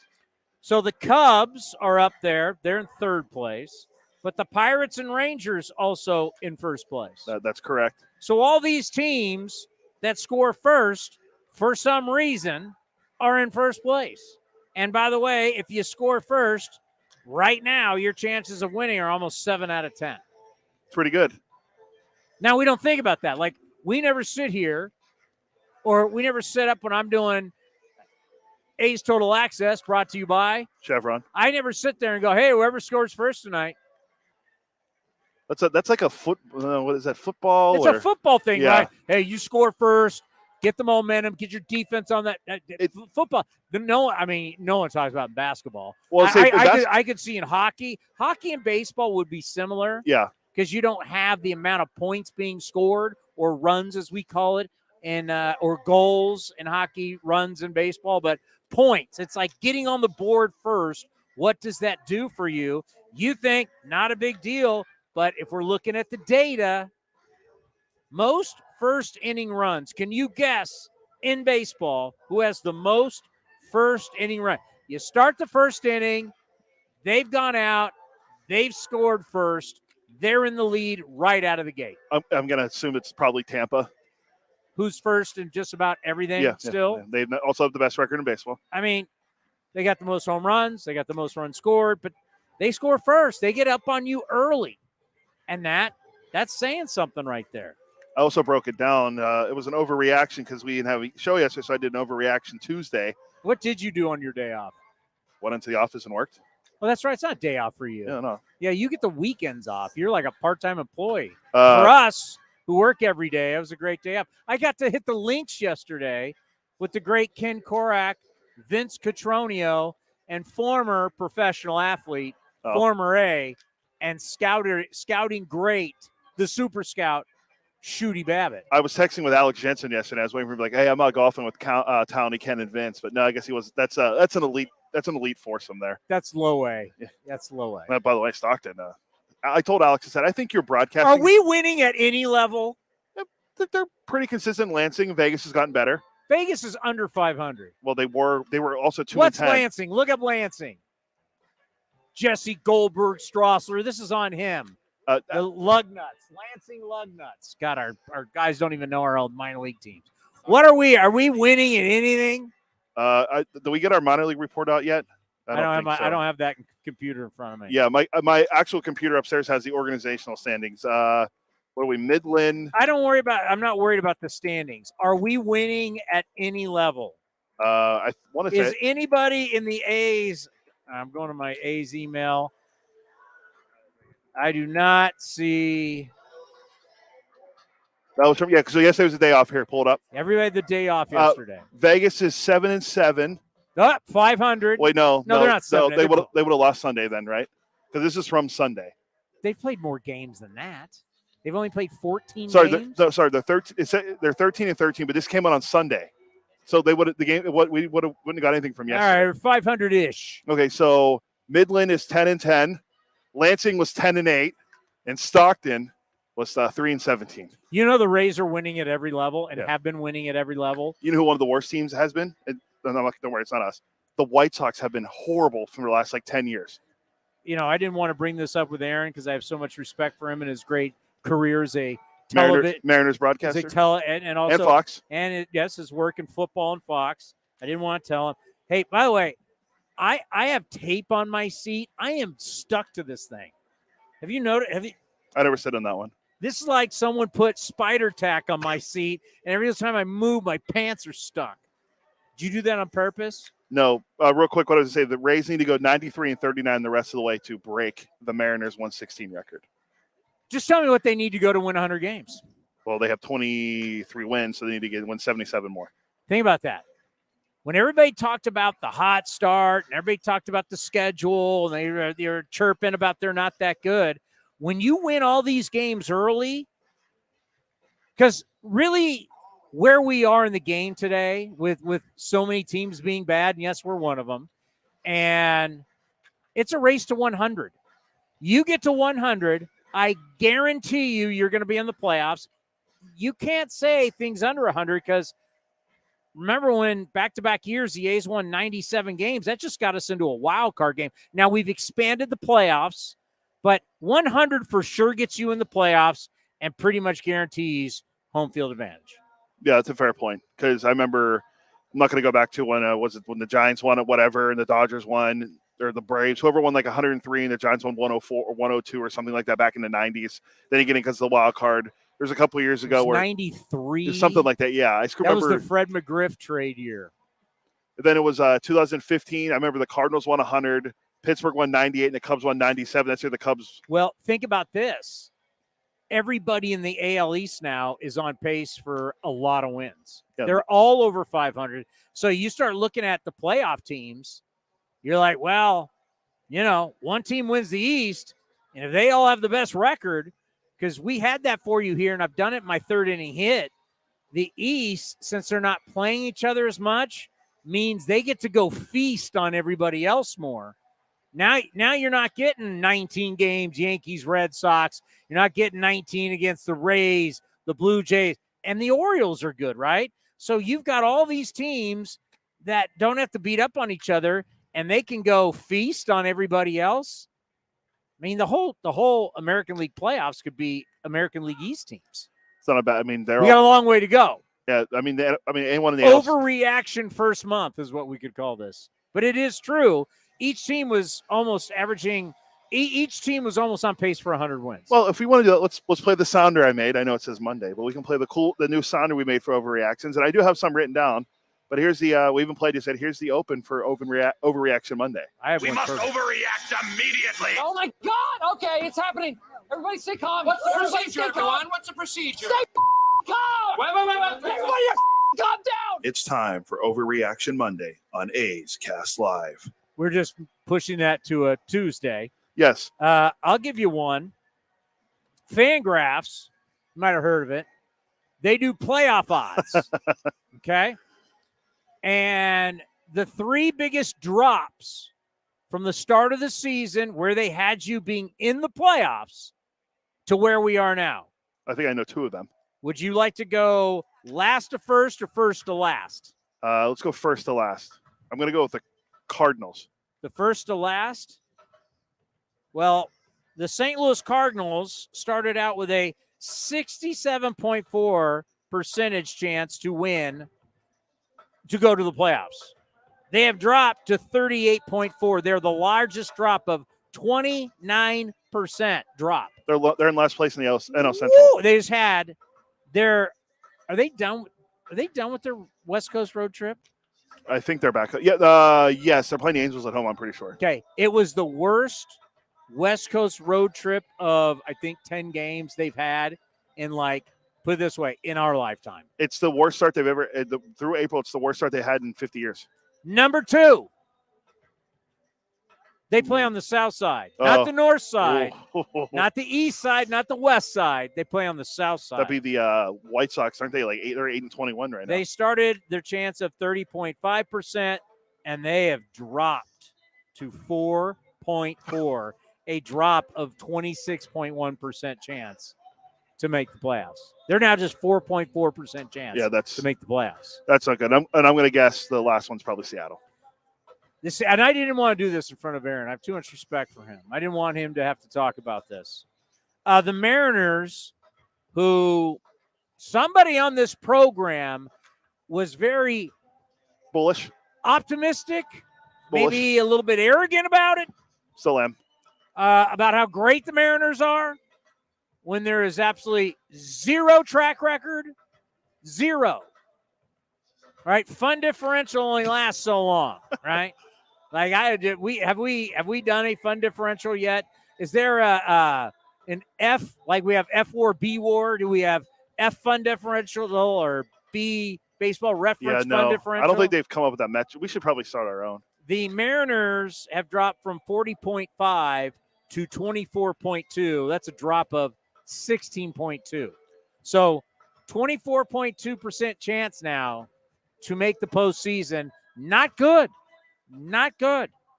And as we did talk with Aaron, it just says a lot year to year. How do you rely on, for the A's? There's been times when we went, well, bullpen was good last year. Is that an 18? Yeah, that was a Trevino and Trinan year. Or was that 17? No, that was 18.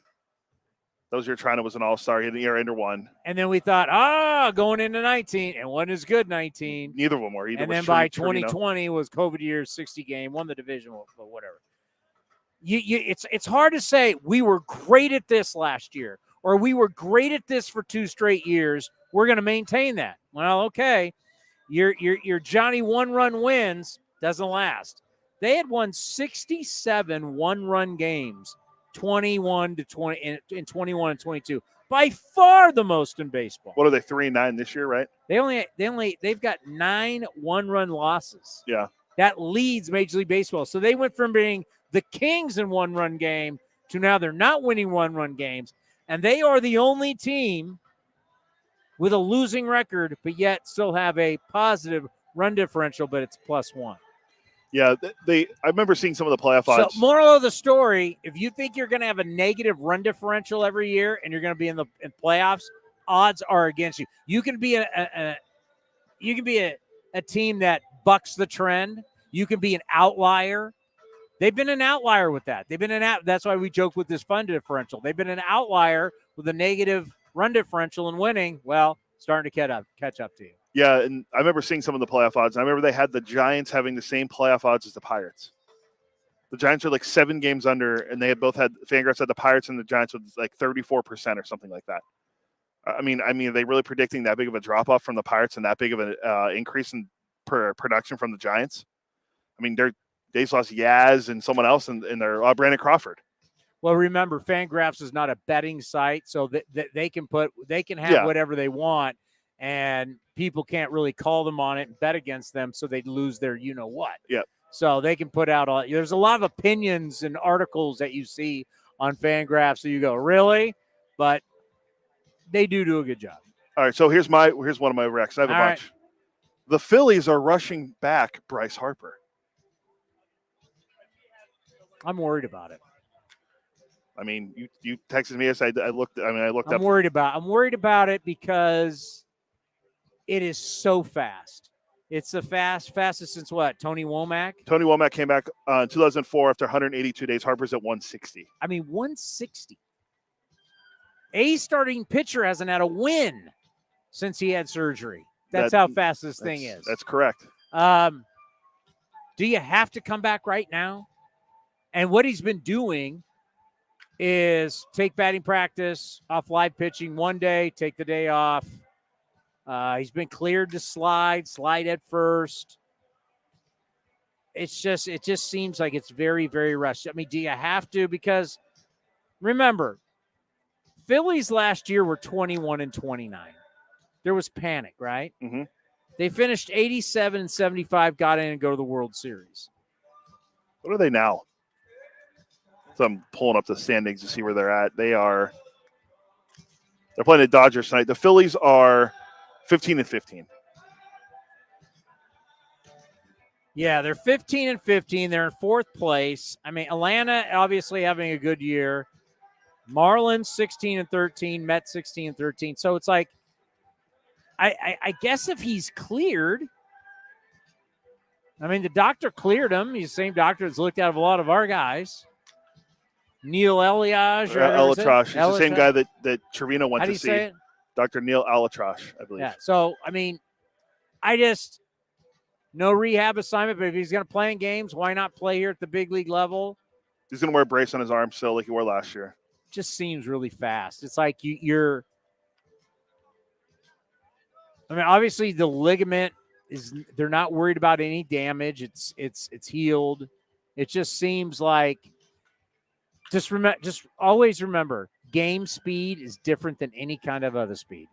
You just cannot, whenever we look at players and we look at injuries and we look at rehabs, it doesn't matter the sport. Like, you can't simulate a game.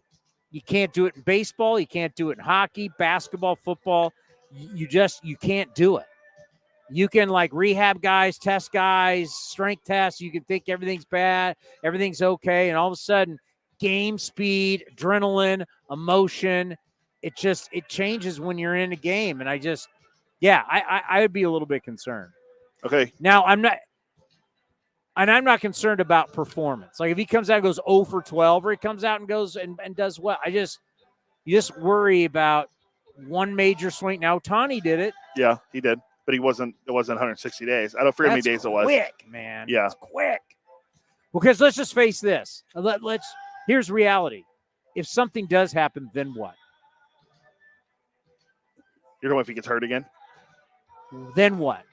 You're dealing with an injury. Obviously he's not a pitcher, so it's not going to be the end of your career, but maybe I'm just being a worrywart. No, I think but to your me, worry's valid. This guy is something special, and if you waited a little extra time, and sometimes you have to protect the athlete from himself. It just seems like this is so rushed. And I could, once again, I'm not an orthopedic surgeon. I'm not a trainer. I'm not a doctor, but it just seems really rushed. Harper could come back and hit 30 home runs from May until September. Or he can come back and be terrible. He could take one massive swing against a 100-mile-an-hour fastball late in the game, and all of a sudden it's, oh, my God. And then you're like. It's interesting. He's coming back to face a lefty tonight. Julio Urias is on the mound for the Dodgers. By the way, he's lost his last 3. Yeah, he doesn't look good. Hey, you know what, though? I wish we'd do that. I wish we'd say, hey, left-handed pitcher, I was still throwing our best left-handed bats out. Let him play. Let him play. Do we have to mix them? If you're 6-23, do you have to go by the playbook? No, you should probably be more non-conventional. Should you just be more like, what the hell? Let's try some guys out and go after it. Yeah, like Jordan Diaz in the lineup versus a righty. And that shows I get being data. I get what your data is, but it also shows you're very conservative. Fair, yes. You're very conservative. You don't want to go non-conventional. You're going to buck the trend. Well, because what we used to call non-traditional, right? Everything's dictated by analytics. Everything being dictated by analytics now is traditional. Yeah, true. That's what everybody does. Like, you used to think you had an edge on everybody else. That's not the case. Everybody uses data, everybody's lineups, everybody's teams, everybody's drafts, everybody's signings, everybody's minor leagues. everything is driven by what the data says. So no one has a competitive advantage anymore. So if everybody's using the data and pretty much using it the same way, that's now the traditional way. So by saying to hell with it, that would now be non-traditional. By going, you know what? I got a hunch. You know what? Screw it. I'm going to let this left-handed hitter hit against this left-handed pitcher because I want him to learn. If I want to be an everyday player, he's got to learn how to grind at bats against a lefty on lefty. So that now would be non-traditional, even though that would have been the old traditional thinking. That's now non-traditional because everybody's going by the book. And we stick by, I mean, Waldachuk should have never come out of that game on Sunday. I agree. But what would a now conservative data approach be? Pull him out because the third time through the order. Go to the reliever. And what have we learned about relievers? Guys who have high volume, especially guys that had never done it before, guys who have high volume the year before. You're talking about Domingo Acevedo went from 70 games. 10 appearances the year before, 10 to 70. You think he's going to come out and be the same guy the next year? Well, if we're going to be data-driven, I would say the data would say not. And we're seeing that with a lot of guys. Waldachuk should have stayed in that game. He has better stuff. He has better stuff right now. Acevedo's been hittable. He's been hurt. He's just come back. Let me have Waldachuk work out because Waldachuk works out of that inning with his stuff. Not only does it help you on Sunday, it helps him in the future. Have the confidence that he can work out of things. Get rid of the book and stop being so conservative. Now, being strictly data, you have turned conservative. Let Waldachuk get out of it. His stuff was electric on that day, and you wouldn't have been dealing with what you dealt with. Was Acevedo came in and did what? Gave it up. Gave it up. It's the same thing last night. night. Right now, Mason Miller's out there today. You're in the same situation as you were on Sunday. Nobody, and I'm pointing to the bullpen, if you can't tell. Nobody down in that bullpen has better stuff than Mason Miller. That's confirmed. As the great Ray Fosse told us about the Hall of Famer Gaylord Perry, they would come out and Gaylord would say, "Partner, you ain't taking me out because there's nobody down there that's better than me. There's nobody down there right now that has better stuff than Mason Miller." I'm not saying he's going deep in the game, but if we're in a situation, let's call it the fourth or the fifth, do not take Miller out. Let him pitch through. Well, we saw it last night with the Yankees and Domingo Germán. What happened? They bring in Clay Holmes, who was awesome last year. You made fun of me at playing that Ahmed Rosario's little two-hopper to the right of the pitcher. Clay Holmes can't field it. Wasn't a barrel rate. Wasn't hard hit. Wasn't launch angle. Put the damn ball in play. Make him play defense. Well, my point is they took him out. They brought in Clay Holmes, who was awesome last year for the Yankees. He's not very good this year for them. High ERA. I mean, he still throws hard. Did you hear Michael Kay in the well, he needs to get a ground ball here because he's a master at getting ground balls. Not in 2023. No, he's not the same guy. But that brings me to my next overreaction. The Yankees are in trouble. They're in big time trouble. Have you seen the Yankees outfield numbers? That's with Aaron Judge. Without Aaron Judge, like their OPS for their entire outfield's in the 400s. Every player. That's slugging and on base. Here, they're awful. There's not what. Bader's still hurt. Bader's back today. Who cares? He's not even an offensive force. Name me one outfielder that has actually been swinging it. Let's see who they're using, like Calhoun, Frenchie Cordero, Cole Cal. No. Cordero got sent out a long time ago. No, I thought they were bringing him back yesterday. I don't know. He's been down. He got off to a hot start. He got sent down. I thought they were bringing him back. He's been in the minor leagues. So for them to bring him back, that means he's been in the minor leagues. Yeah, because he stinks. Yeah, their whole outfield. Willie stinks. Calhoun, Aaron Hicks. Aaron Hicks is done. Have you seen his numbers? Where's Brett Gardner? They can't bring him back.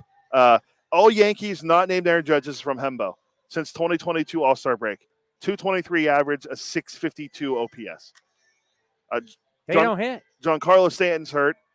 They've lost 4 straight. They're playing tonight. Carlos Rodon's recovery is not going well. He apparently is feeling he's having some discomfort in He can't get over the final hump, Aaron Boone said when he was trying to pitch yesterday. It's a mess for the Yankees. And I saw this stat too. The Yankees have $131 million of their $295 million 40-man payroll on the injured list at the moment. Stanton, Judge, Rodon, Donaldson, Severino. And then Trevino's now Tommy John surgery, so he's out for the year and into next year. It's not looking good in the Bronx, as they say. When the A's are beating you in categories, it's not good. Not good. By the way, I'm being factual here. A's don't have the worst bullpen anymore. They do not. It's now I saw that they don't. I know we don't have it anymore. We're 29th. How many teams are there? 30. Who is it? It's not the White Sox. See, Johnny D. Dosco's over here being negative.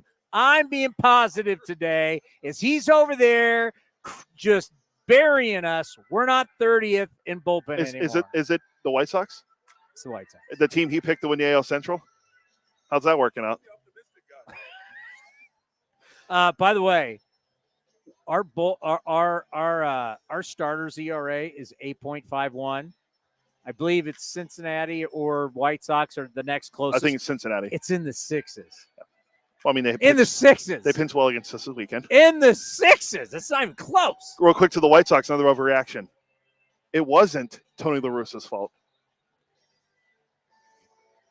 They need to ask themselves, as they have been run by the same two people, Hahn and Kenny Williams. Kenny Williams, Stanford, great, Kenny Williams. They really need to ask that. Reinsdorf's been a loyal guy. He's 87 years old. They need to really – well, first of all, is he ever going to really admit what a horrific job allowing the Bulls to be broken up? No. All right, that's one. Number two – Jerry Krause. That's all he did it all. It's not like – and that's what's great about Himbo. Paul Hembekides, who reached out, needs a little help. Paul Hembekides from ESPN, now a New York Times bestseller. It's like, hey, the Rays are winning and have been winning the last couple of years at every level. They're winning at big league level all the way down to A-ball. White Sox are losing at every level. White Sox are bad. This was kind of like, okay, last year just didn't work out, but this year should be good. It's you know what it is? It's time for a reboot. Oh yeah, for sure. I mean, that's top down reboot. I mean, we saw just from on the field, we saw that Luis Robert didn't even run down the line on a ball in the first inning. Did you see that they did? Somebody on Twitter did a comparison of how old is Tony La Russa? 74, 75. So it's Tony in uniform coming out of the dugout. Now, obviously. Oh yeah, you sent me this. Tony's running out, and they did like a side by side of Robert versus Tony. Robert was basically running 78 at the same 78. Jesus, he was running at the same speed as Tony La Russa running out to come after an umpire. That was embarrassing. I mean, it's embarrassing. When you have that, you've got systematic problems. They've got problems up and down, and it's just and all the guys they've extended, like Robert, Eloy Jimenez, Yohan Moncada, they've all been so bad. But you know what they got? They got a lot of guys who don't wear an undershirt, who all unbutton the jerseys way down, and they all got some big ropes and chains. I was going to say they're letting the hamburger meat hang out too. Oh, they got chains and medallions, and they're just pimping it every night on the South Side. For a team that's never won anything. I'm just saying. How many times the White Sox? I'll never forget the Field of Dreams game. What year was that? 2021. Field of Dreams game in Iowa, Yankees, White Sox, and every one of their guys, because they're on national TV, it was bling. I mean, I love the ropes. I wish I could afford a $30,000 chain. They all had them going. It's just like, who are these guys? Positive news on the White Sox. Now, the Dodgers do the same through the years. They win. But this is a team that's in the World Series. They've won a World Series in the playoffs every year. This is the White Sox who've been in the playoffs 11 times in their franchise history. Or was it 11. Good news. And Liam Hendricks is, I think, going to go out on a rehab assignment soon. Oh, that's great news. So great for Liam. We need to send a text, an A's Cast text to our buddy Lou Trevino. Yeah, we will. We're playing the Yankees next week because I wanted to try to have him on. I mean, yes, he has a surgery, but he will have time. And to our own Jessica Kleinschmidt also, who's dealing with some family things right now. Everybody, I want you to put Jessica Kleinschmidt in your thoughts and prayers as she's dealing with some things with her family, and she'll be missed and can't wait to have her back. So just wanted to throw that out there. Yeah, too. and happy birthday. Sarah Langs' birthday. So. Yeah, Sarah Langs. Sarah's now 30.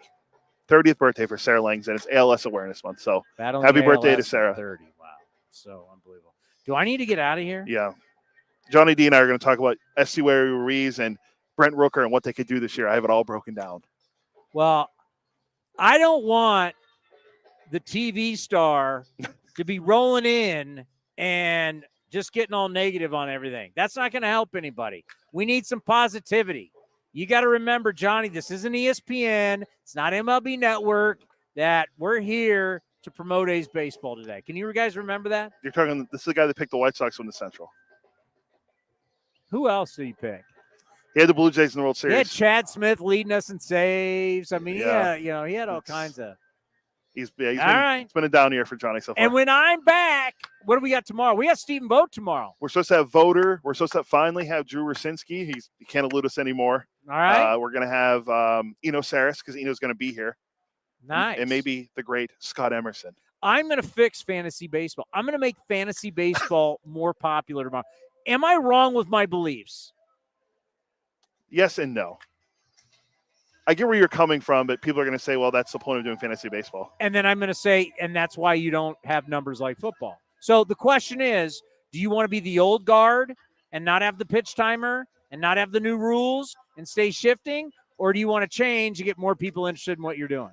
You want to change. By the way, check out that article I gave you from The Athletic. It's pretty interesting about the pitch timer and how it's really not affecting injuries. Oh, they're calling BS? It's interesting. Just read it. It's interesting. Hey, we're moving. The tarp is being covered up. Are we good? We're good. We're getting the thumbs up. Yeah, we got baseball. We got the Mariners are in town. We got a debut tonight. We got Mason Miller on the. I mean, let's face it. Anytime Mason Miller is going to be pitching, it's going to be must see, going to be must listen. A's Cast. I mean, to talk about our friends NBC Sports California. Wouldn't you say, like, I know things are rough. I mentioned I think it's a good point. It's almost like we have a bad high school baseball record. You know, like a bad. You're talking to a guy that played on horrible high school baseball teams for my entire career. Like you're winding down the high school season. You got there's only 3-4 games left. The A's are 6-23. It's like a bad high school baseball record. Yeah, we were actually worse than that. So that's how bad we were. Then 3 years later, they won the state title. Well, you were on the team, so I'm not really shocked by that. 3 years later, they won the state title. No offense. But yeah, Mason Miller, it's Miller time. You want to see it. I mean, it's double Miller time if you want to really talk about it because there's another Miller pitch. But yeah, with Mason Miller, very excited. Third start now. Let's see what he can do. The kid going for them throws 95. They like all 4 of his pitches. Top 100 prospect drafted 2 years ago. Prospect number 88 for whatever that means. Yeah, we'll see what he does. Out of didn't look to see what school. Texas A&M. He's an Aggie. Oh, great. As long as they're going to say Texas Tech. Horns down. All righty, JD is up next with Cody. I'll be back for A's Total Access, and we'll see everybody tomorrow at the same time. Remember, Stephen Vogt will be here at 4 o'clock. The big-time guys are next right here on A's Cast Live. This is Chris Townsend. There are 2 things that are a must for me: comfort and style. Whether I'm playing golf, going to dinner, I've got to have the right feel. That's why I've partnered with Linksole, and you're going to love Linksole. They have just released their new spring line, new fabrics for their polos, lightweight and perfect for technical performance. Linksole also has new styles for their layers and hoodies with cool prints and seasonal colors. You know what they say in the big leagues: look good, play good. Go to linksole.com. That's linksole.com. Unbeatable mileage from Chevron with Techron unlocks all kinds of unbeatable trips. Like to family dinner the next town over. Or to a family wedding the next town over. Or even to a family reunion over the river and through the woods at Grandma's house. Any drive is worth it to see Grandma. Especially when you can stop along the way for unbeatable cleaning power from Chevron with Techron. Your engine will be thanking you for making the trip. Download the Chevron app now and find unbeatable mileage near you. This is Chris Townsend, and if you're looking for a great place to eat and watch games, go see my friends at the Chicken Pie Shop of Walnut Creek. The Chicken Pie Shop is one of the hottest restaurants in Walnut Creek. You're not going to find a better menu, and come try their world-famous chicken pie that has been served in Southern California for 86 years. Spacious indoor and outdoor dining, perfect for your next private party or corporate event. Don't forget free parking. For more information, go to chickenpieshopwc.com. That's chickenpieshopwc.com.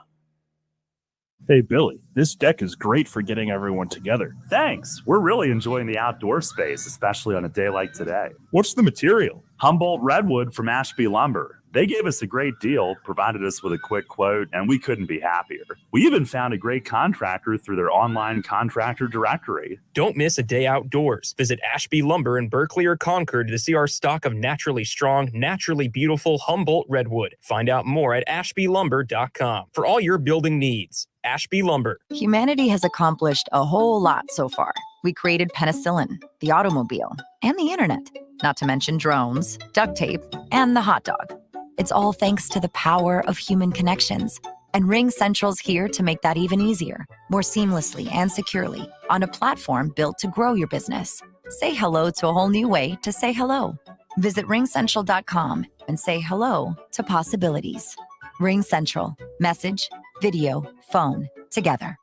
Spring is here and summer is right around the corner, which means two things: golf and special events. Hi, Vince Cotroneo for Cinnabar Hills Golf Club in San Jose. First, enjoy the best of Bay Area golf with 27 holes of championship caliber play. Then you'll agree it's the best place to play in Silicon Valley. And two, with its award-winning venue, let Cinnabar Hills cater your upcoming special occasion, including weddings. Enjoy all that Cinnabar Hills has to offer: great golf, food, and incredible views of the Bay Area. Learn more at cinnabarhills.com. That's cinnabarhills.com. If you're looking for a new mattress, Nest Bedding has you covered. Sleep on the same mattress Hall of Famer Ricky Henderson sleeps on. Nest Bedding is the #1 brand of online mattresses and the Bay Area's favorite mattress store. Take home the Easy Breather pillow. The New York Times calls it their #1 pick. You can navigate their easy-to-use website, nestbedding.com. That's nestbedding.com. Green and Gold fans, use the coupon code Oakland and you get 10% off your entire order. Nest Bedding, love where you sleep. Thanks to the Xfinity 10G network, my little brother's friends won't leave our house. When I was their age, internet with basically no interruptions was a pipe dream. You sound like my grandpa. Now through April 23rd, new customers can get 200 megabit Xfinity internet during our limited time Xfinity 10G network launch celebration for just $25 a month for 2 years. Go to Xfinity.com/10G, call 1-800-XFINITY, or visit a store today. Requires paperless billing and autopay with stored bank account. Restrictions apply. Taxes and fees extra. After promo, regular rates apply to internet service and devices. Actual speeds vary. Innovation. It's at the core of Cal State East Bay, like at our Green Biome Institute, where faculty and students preserve genetic information from California's endangered plants, or how we open doors for local entrepreneurs at our Small Business Development Center. From educators to nurses to STEM professionals, Cal State East Bay has real impact throughout the region's neighborhoods, boardrooms, and the entire economy. Be part of the innovation. Connect with Cal State East Bay at csueastbay.edu/impact. Looking to stay up to date on all things A's? Head over to athletics.com/A'sCast. That's athletics.com/A'sCast to listen to A's baseball in full 24/7 coverage of the A's, only on A's Cast. With a single click, you can stream great shows, live pre- and post-game coverage, and of course, all the great action of the A's this season. Head to athletics.com/A'sCast today.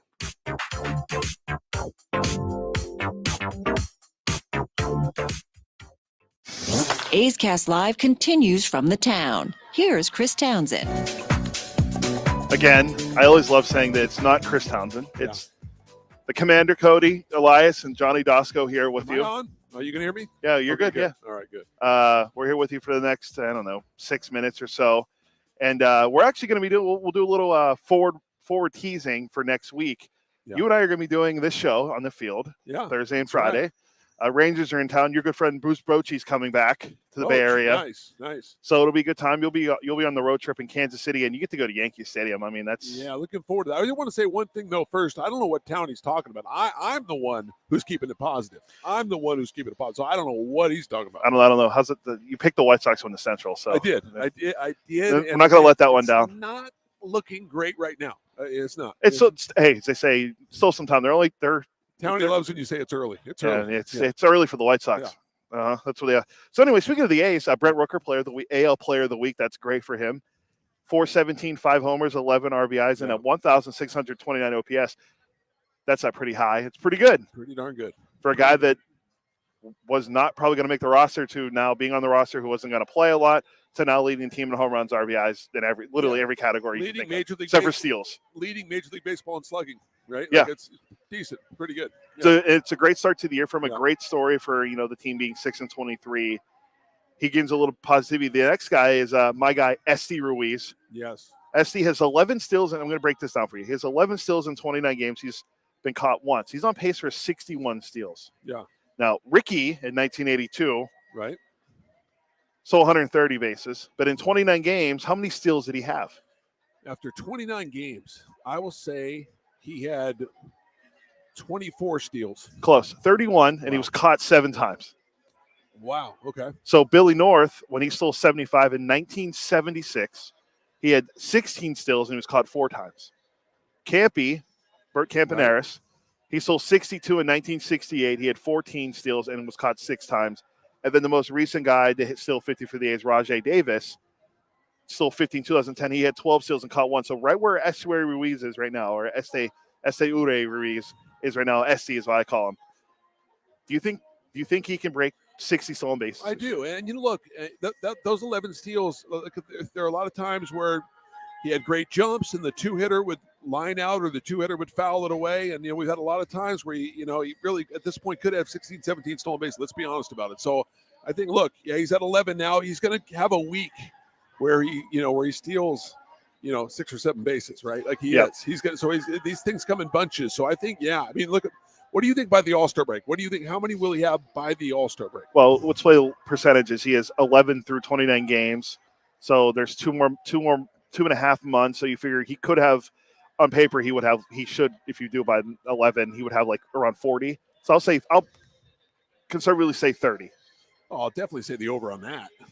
I think a lot of A's fans take 30 over 30. If you said he had 45 at the break. Ricky Henderson once famously told when Harold Reynolds won the stolen base title in the 8, I think it was 1987. He won it with like 60 stolen bases, and Ricky said to him, 60 stolen bases? You should be ashamed. Ricky would have had 60 at the All-Star break. Hey, absolutely. And Harold Reynolds told us that story before. It's one of the greatest stories I've ever heard. So if he has like 35 to 40 steals at the All-Star break, people are going to be very excited that he could surpass what Coco did in 2011 when he had 49, what Rajay Davis did in 2010 when he had 50. Yep. Then you're looking closer into the category of Billy North and Campy getting to the 60 and beyond, which a lot of people think that Ronald Acuna is going to be a 40-40 guy, which I hope he is, because that's such an elusive club. Yeah. There's only 4 guys that have ever done it, and most recently was Alfonso Soriano. Yeah, I just think with Esteuri at 11 right now, it doesn't even really feel like he's got going yet. You know what I mean? Like he did have that 4 stolen base game, so 7 stolen base beside. But look, I just feel like there's more there, and he's going to get it rolling. So I'm surprised. I mean, you look at 11, and that's a nice amount for this time. Talk about 29, 30 games, but wait till he starts to roll. Yeah, and he's been hit by pitch 9 times already. Yeah. The franchise record in Oakland is 27 set by. I couldn't tell you. Mark Hanna. Oh, wow. So Marcano was hit by 8 pitches in his first 29 games in 2021. Esty is already ahead of where Marcano was. Yeah. It almost was 10, but remember he got hit and then they called it back on Sunday. So he could have had 10. Anytime he gets on with a hit by pitch, he's a chance to be a third before the end of the bat's over. But it's great they did bring him back because he got the walk-off after that. So, exactly. Yeah. So Brent Rooker, though, right now, I believe he has, 9 home runs? If he's on pace for 66 home runs, if you do the calculator online, that would be not the Major League Baseball record, but it would be the American League record that was just set by Aaron Judge last year. He's not going to get to 6. If he does, that's great. Yeah, with all due respect to Rook, But can he break the Oakland A's franchise record set by Mark McGwire of 52? 52. Yeah, it was. It was 52 or 49. I thought it was 50. I think McGwire hit 49 as a rookie, but he hit 52 in 96. Okay. All right. Will he get that? Do you think he can get that? I don't know. That's is that too much? Is that too much pressure? I mean, look, if Rook ends up with 33, 34 homers, that's a monster year, right? Yeah. So, You're like me. You watched every game of his at Texas A&M, or not at Mississippi State. I didn't watch every single game, but Come on. On this show, we watch every college game. I watched every single at bat he had in the SEC at Mississippi State. I saw the numbers. Pretty impressive, right? He was great. I mean, he's finally getting a chance, which is awesome. He had his career high in home runs was 8 previously with Minnesota. Yeah. So what he's doing now, he's getting a chance. He's going to keep playing even when Seth Brown comes back and some other guys come. He's going to get a chance to play. I'm not going to go as far as Townie didn't say he's going to be the All-Star, but as right now, he would be the All-Star. Right. He'd probably be starting in the All-Star game because, now you got Aaron Judge on the injured list. So what he's being able to do, I think Rafael Devers is the only guy that has more home runs in that American League. Last time I looked. Pretty good start, man. A pretty good start. And the thing is, remember at the start of the year, his first 9 at-bats, the exit velocity was over 100 on most of those, right? So, look, he's been hitting the ball hard consistently. Doesn't have that many bad at-bats. He has mostly really solid at-bats. And in the home runs he hits, a lot of them recently, the moonshot home runs have been like second deckers. And, it's not Ronald Acuna hitting one to the third deck at Citi Field, but like the one he hit the other day you couldn't tell if it was fair or foul, but it went in the second deck. Like that was a shot. Yeah. Yeah. And if he can keep that up for this team, even if they're not playing well, their fans are going to be excited going forward into the rest of the year to know they can watch Rooker, they can watch Ruiz, maybe Soderstrom and Geloff, and now we got Nick Allen back to play short. Yeah. And Kevin Smith can start hitting some home runs like he did in Vegas. He become Vegas Kevin Smith in the A's lineup. That'd be great for the A's to have the rest of the year. Nick Allen was saying that he's feeling as good as he has in a couple of years at the plate. So I'm looking forward to see what Nick can do. We know what the defense, obviously. The defense, one of the best shortstops defensively in baseball right now. Let's be honest. In the big league level. So yeah. I think he can get the bat going. That'd be fun to see. I think it might have been Melissa Lockhart of the Athletic said that the A's are the second worst team in baseball converting ground balls into outs. Nick Allen's going to make that help improve those numbers. For sure. And I'm interested to see, with both Kevin Smith and Nick Allen up, Smith will play some second base, he'll play some third, but seeing that double play combination, obviously Jordan Diaz is going to get the majority of the time at second base. But, I'd like to see both Smith and at times Smith and Allen. At one point this year, we could see the infield of Soderstrom at first, Diaz at second, Allen at short, and Kevin Smith at third. Yeah. And you got a very young infield there. Kevin Smith's 26. Everyone in there is going to be under 26 years old, which is 26 and younger, which is great for the future of the team going forward. The A's are getting younger, which a lot of people have wanted to see because they were, even when they were when the season started, signing Jesus Aguilar, who's been great for the team.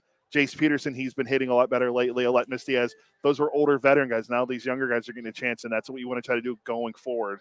And I think that's getting a lot of fans excited about what's going on with the team. No question. And look, try to win today, try to string together back-to-back wins, get a little momentum for May. You go into Kansas City after this 3-game set, go into New York. Yankees are a little banged up. Yeah, Kansas City's not very good either. Yeah, Kansas City's 7-22 going into play today, and they've kind of underachieved. They got actually a decent, better club than that. Bobby really, Witt Jr., MJ Melendez, Nicky Lopez. They have guys. Salvador Perez is still there. Yeah. Their pitching has been so. I watched Brady Singer just give it up the other day. A lot of their guys have just been really bad. Their pitching has been awful. Bobby Witt Jr. has been out to a slow start. But, yeah, they're a team that on paper they were supposed to be so – like Detroit, be so much better with their young talent, and they haven't figured it out yet. So it's nice to see some of these young players for the A's getting a chance and performing well where guys like Kansas City, those guys aren't performing just yet. Yeah, I think it's going to be a good series, that 3-game set in Kansas City. And as we said, Yankees banged up, so we'll see what happens with that series too. You win one today, that's 2 in a row. Yep. You win one tomorrow, that's called a winning streak. That's right. It has happened before. Yes, it has. And I think the A's will start to roll. You look back at that game that seeing eye single that hit the bag and went, scored it into right field for the 2 runs coming in. That game hurt. It took people all over. How often I saw someone say on Twitter, it's kind of funny. Someone called into the postgame show and asked Townie if the bags weren't bigger, would that have happened? Interesting. So I thought that was kind of we've got a little levity to the program, but that's gonna be it. That's it for us today. I want to thank you for coming down for a few minutes. We'll do it again tomorrow. All right. We want to thank Martín Gallegos from MLB.com for coming down. Aaron Goldsmith, our good friend from Mariners Radio and Television, for stopping down before it was supposed to start pouring, and then it ended up not raining. We want to thank everyone for sticking around to listen to A's Cast Live and to watch A's Cast Live. We'll be back tomorrow at 4:00 with Stephen Vogt, Drew Rosinski, Eno Saris, and hopefully Scott Emerson, Emo, on A's Cast Live. Chris Townsend standing by with A's Total Access, which we come up in about a minute, and we'll see you all tomorrow right here at 4:00 on A's Cast Live. Humanity has accomplished a whole lot so far. We created penicillin, the automobile, and the internet, not to mention drones, duct tape, and the hot dog. It's all thanks to the power of human connections. And Ring Central's here to make that even easier, more seamlessly and securely, on a platform built to grow your business. Say hello to a whole new way to say hello.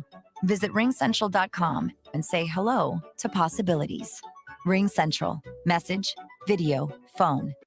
Spring is here and summer is right around the corner, which means two things: golf and special events. Hi, Vince Cotroneo for Cinnabar Hills Golf Club in San Jose. First, enjoy the best of Bay Area golf with 27 holes of championship caliber play. Then you'll agree it's the best place to play in Silicon Valley. And two, with its award-winning venue, let Cinnabar Hills cater your upcoming special occasion, including weddings. Enjoy all that Cinnabar Hills has to offer: great golf, food, and incredible views of the